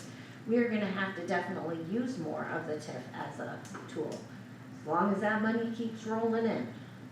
Yeah, the problem I see though is in 20 years when that fountain stops pouring, then what's gonna happen when you've got a set budget that you've been working on for 20 years with TIF coming in and you've reduced that local option sales to help reduce, the, property taxes, what happens when that runs out? Then you're gonna be like, well, now we've got this budget that we've been, working with, and yes, it's gonna steadily increase, but then you may end up seeing a giant increase in taxes for that following year to fill that gap that TIF just left. Yeah, and absolutely not my intention. Yeah. Because I realize, every year you gotta look at that. Yep. My intention would be just to keep it at least stable. You know what I mean? Because, yeah, you're right, when you reduce your fund balances, guess what you have to do? Oh, it's just great because, we use the fund balance instead of raising the levy. Well then, guess what? What do you gotta do the next year when stuff comes up? You gotta raise the levy again. It's better to stay stable mhm. than to be up and down, up and down. Yeah, and I wasn't talking about lowering the levy at all. I was just saying if you change anything with transfers, that would leave more funds in the account, which then could be available to do another internal loan and it could stack on itself. Why Yeah. not? Yeah, and why not just let Doug, use that like he always has for more projects, so we can be. I would rather see the Can't use project it as being an built internal up loan. front before the prices go to $1 million Yeah. Right. plus, you know, Right, for a mile of road, you know. So for example, if you reduce the transfers $1 million and did an internal loan for $1 million, you're not actually changing the dollars that are spent, you're just changing the mechanism of how they're spent. And then when the revenue comes in from the TIF fund, it would land back in the rural basic. well, you know what? Then you're just shorting yourself. Yeah, who pays for the internal loan and where does that money come from? The Exactly, county would get paid back. What do you mean, who pays for it? Well, I think if you do what you just proposed, you're gonna end up with, and I'll just say 950,000 instead of $1 million.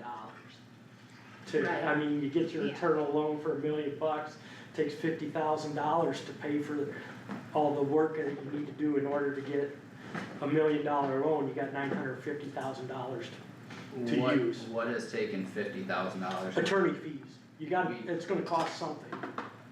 When have we had attorney fees for our other internal loan? well, Oh, I think that they write up the resolutions, they write up everything, I'm pretty And- sure. 50,000? I said It's use just a hypothetical 50,000 number. as an example, I didn't say that's what it costs. and But you're gonna short yourself, why even take a loan out? Well, you could gain interest rate, which we could pay ourselves interest from the tip. Well, again, we're talking about things that aren't happening. yeah, Like, let's just talk about right now what we have to do, then we can talk about next year and the next 5 years all we want. I told you it was a loaded question. I shouldn't have asked it, but let's talk about right now. Good question. Right now, what do we, Josh had his thought, Carter, you had your thought. I mean, I'm comfortable if we go more than 2 million, let's just say that. 5 million scares me, but, I mean, it's doable. But I think it's probably doable over so many years if the money keeps coming. But, and in an effort to not have to do an 8-week process every year or every other year, plus, you know, to look at also in the future, changeover for supervisors who come in, they don't really understand that process, you know, too, that something's already established. I don't know, so I'm comfortable with anywhere between 2 and 5 million. Well, mine was actually 2.7. Oh, yeah, no, okay, I was only talking about the roads and Oh, stuff, sure, but, yeah. but you know what, if everybody wants to give more to the grandstand, I can get on board with that. Just throwing it out there is an option. Yeah, that's good. What, Howard and Kyle, where's your dollar figures landing? Howard? Well, I don't, you mean total borrowing? Or, If- yeah, I'm not scared by I'm not saying I'm on board with the 700,000 to the fair, but I'm not scared of the 5.7 million. I'd say, get it, spend it, cause I think watch, I'll get proven wrong with this one. I think things will just get more expensive, so instead of. I don't think it's approved. Well, it has there's some things that have come down a little bit, but, you know, so you're only talking about 1 more bridge or 2 more bridges, excuse me, you know, you get them out there and, you know, 5 million is 4 bridges. Get them out there and get them done and I'm not smart enough or not, don't have enough experience to know what happens if somehow that money fails us. I mean, I don't either. can County we, debt service levy. yeah, Don't even talk about that. We've but been fortunate enough not to have it. I have no idea what the likelihood of any of that happening Because is, it's like, an emergency. no, I But can't. Like I said, in the courthouse. don't forget, the fair board will come knocking again, you know, even if the grandstand's over and done with, they're gonna come knocking again, or the Teats proposal will come back and say, if you've got that kind of money, you know, you can match my 4 million with the 4 million years, and, you know,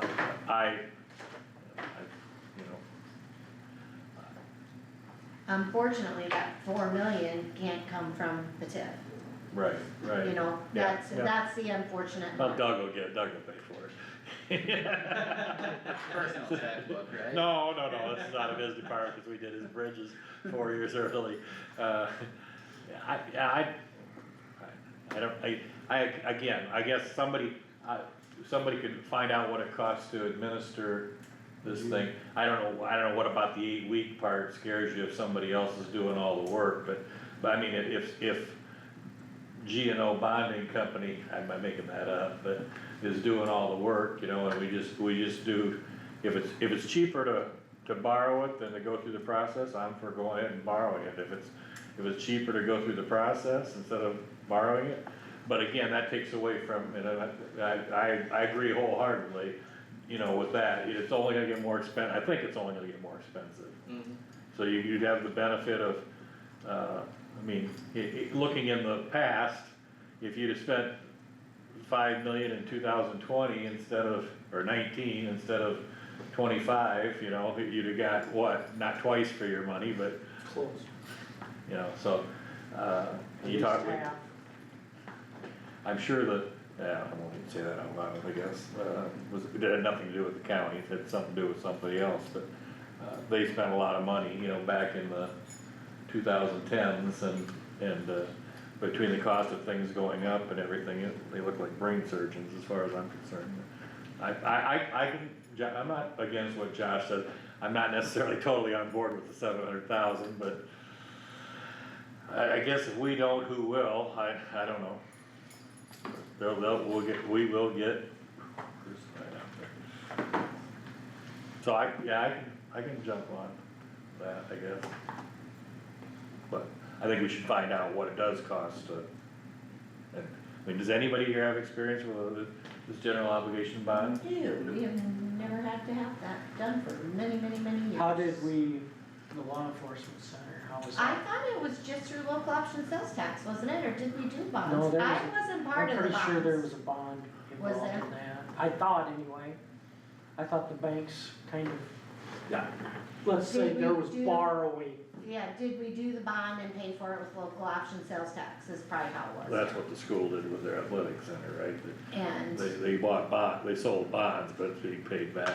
And what you said, I believe is true, that the local banks got together and put together the package. If I remember correctly. I think that is right. I believe it was Dolores at that time was the auditor, so I didn't really take place in the audit process in my hairless. You got it. And the 8-week process is more just things we have to do and things we have to have on our agenda probably and things we have to keep on top of. And The information we have to send to the attorneys. and all yeah, that kind of and just the process too of having, you know, the balancing and the managing of the TIF comes from Tammy. She does that. So, I mean, I think she would rather not do changes all the time. It's a lot. Well, it's a lot to easier- wrap your head around. Like with this one, it's easier to know you have debt of $5 million than 1 million, and then you have to keep a close eye on how much is coming in revenue so that you have enough debt certified. And changing it every single year, Yeah. whereas this will buy us a few years of balancing. But, you're right.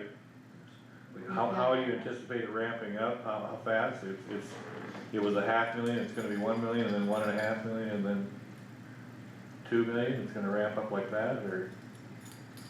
Relatively, yeah, I don't have that chart in front of me. I was One, just one, guessing two like and a half, two. a little over 500,000 every year and you could have it paid back in. If we, I guess this is maybe slight tweak to Carter's original start, but if we did 3 million for roads and bridges and 700,000 total for the grandstand, you'd be at 3.7, and based on our numbers, that'd probably be about 2 years worth of money coming from the TIF, I guess. That's maybe where I'd be at from comfort level, 3.7? yeah, total. Well, where I come from, then we just split the difference and go for 4.7 and build 3 bridges. I'd be fine with 4.7. Are we splitting the difference of 3 and 5 or 2 and 5? Just being. I don't care, I don't have enough knowledge to have any passion here. I think, I guess, my biggest thing that I probably would agree with what Howard said on, let's figure out what it actually costs to go through the process, because I don't It doesn't wanna- matter? Yeah, what does it matter? What does it matter? So we're not gonna do it, we're just gonna let the money sit No, on the table? I think what he's saying is No. how much it costs to do it, to determine if we wanna do it every 2 years or Yeah. every 3 years. Yeah, I mean, that's a I think it's gonna be a comparison difference of of fees. five to 15,000. Yeah, Well, I mean, really, is it gonna, it's not gonna be that much, is it? I don't know. No idea, I don't. If it isn't gonna be- Is it, yeah. do they charge a flat percentage of the total, or do they just do a fee, or, I don't know. usually it's an hourly fee, but I don't know. Yeah, I was gonna say, I thought usually it was hourly, but I think if we check into that and find out if it's gonna be 15 or 20,000 to go through the process versus having money sitting in the account that's accruing interest for a year or 2 or 3, then you've got a cost difference there. What money's gonna sit in an account? If Well, we it sits borrowed until more and it's, it was a 2 or 3 year plan. Unless we're spending all the money the next year. I guess I don't know. I don't know. You guys aren't the one who are gonna have to do the work, I mean, it is, I'm telling you what, TIF is hard, TIF is challenging. It's not easy, and to have to reinvent every single year is difficult. It is. It is difficult, I mean, I did TIF for years, and I hated it, because it was so challenging, and you literally had to wrap your brain around it every year to make sure everything was balanced and everything was going to the right spots. And I don't know why we wouldn't just do it. You've always said you're confident that money's gonna come in, so why wouldn't you do it? Yeah, but last Let year them get his when we stuff were done. talking about doing more, you didn't wanna borrow more than I what we was- had coming in. I was worried, no, it was gonna be the first year that we actually got money. I wanted to see the money come in. Alls I ever heard was, don't TIF the windmills, because there were counties that were unsuccessful and went broke over it. Winnebago. So I'm sorry that I'm looking Yeah, and out for that's why they Kossuth have County's best interest huge by trying levies. to wait. Now I'm comfortable. There were changes in legislation in between that clarified that, but Either Whatever, way, Kyle, it doesn't matter. the I have my history way here of doesn't- thinking. the history here doesn't matter, we're trying to figure out what we're gonna budget for the coming year, so. I mean, do we, Spin our wheels all day. do we have a conclusion? I mean, it's 4:30, I'm okay with, or, I'm okay with Josh's, or I'm okay with splitting it and doing the 4.7. 7, So people understand it's that 200,000 we already committed. or, right,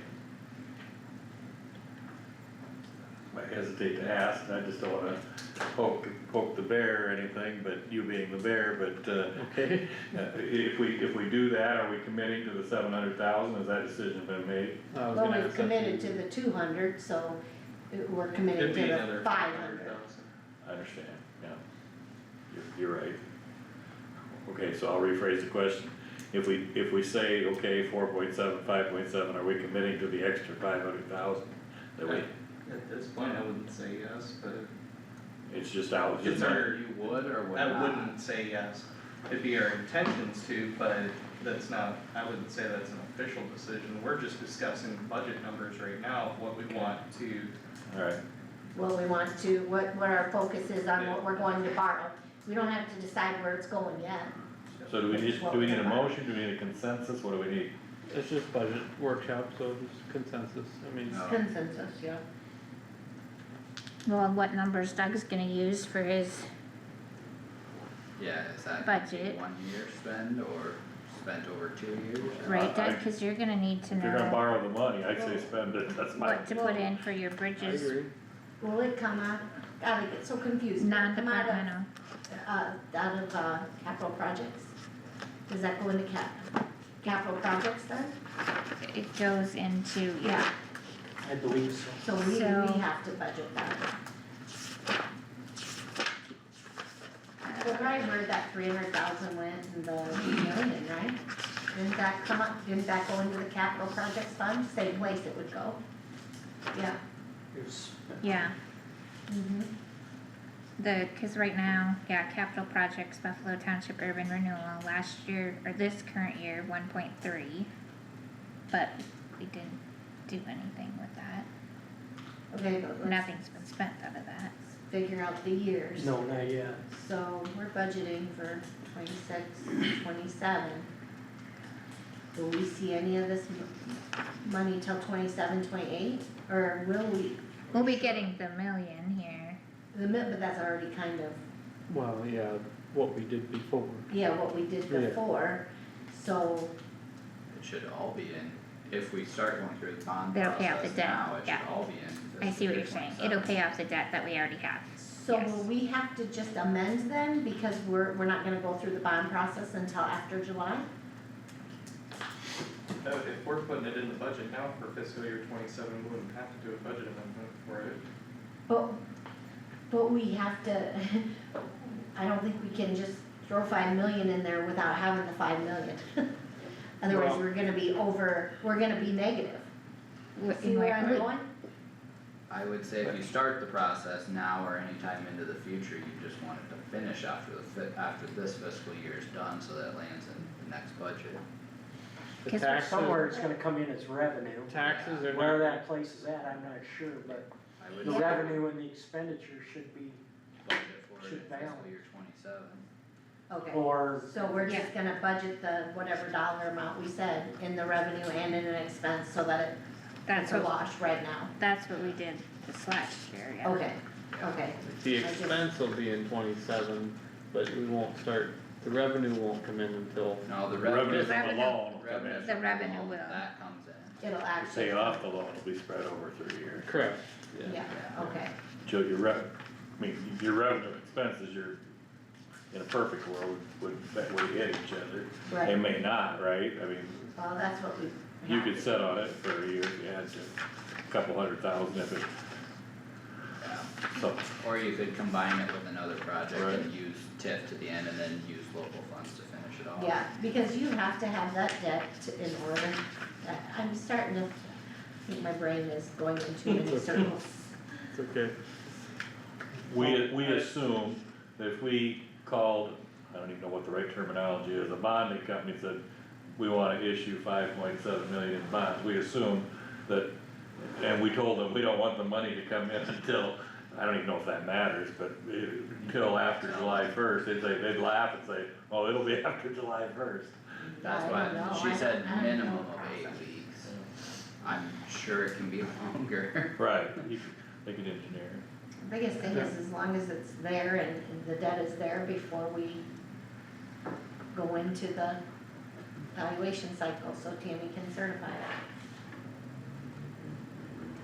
Which is when? December 1st, It has to be done before December 1st. yeah, So we because should I have to start- certify the debt by December 1st. Yes.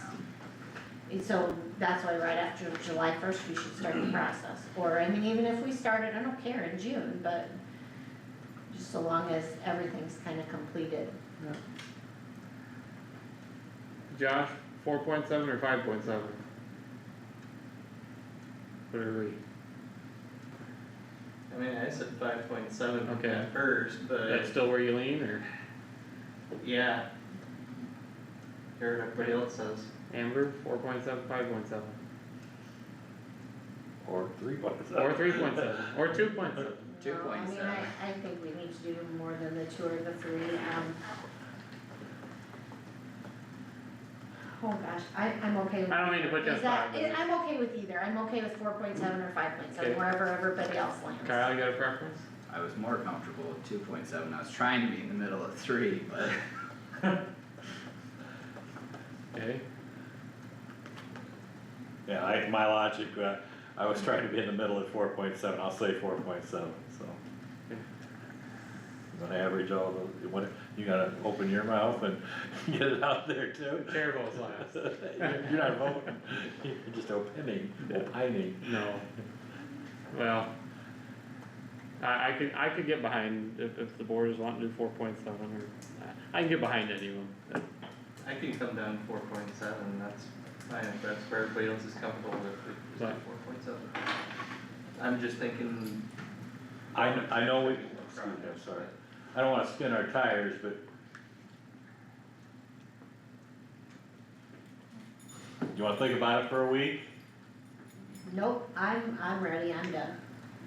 it's not gonna hurt anything at this point, either way. Well, this is our consensus today. If you wanna come back next week and you have a grand revelation, then it's something different, then we can talk about it, but.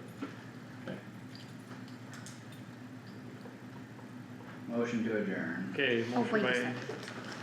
I gotta get my stuff. oh, we're getting ahead of Tammy. I don't even know where it is. Okay, Motion by Stecker to adjourn. That's what we're waiting for. okay. I'll say. Okay, second by Haas. Good night, everyone. Yep, good Good night, night, thanks. Doug. Any discussion? If not, all in favor of adjourning, please say aye. Aye. Any opposed? Motion carried, adjourned at 4:41.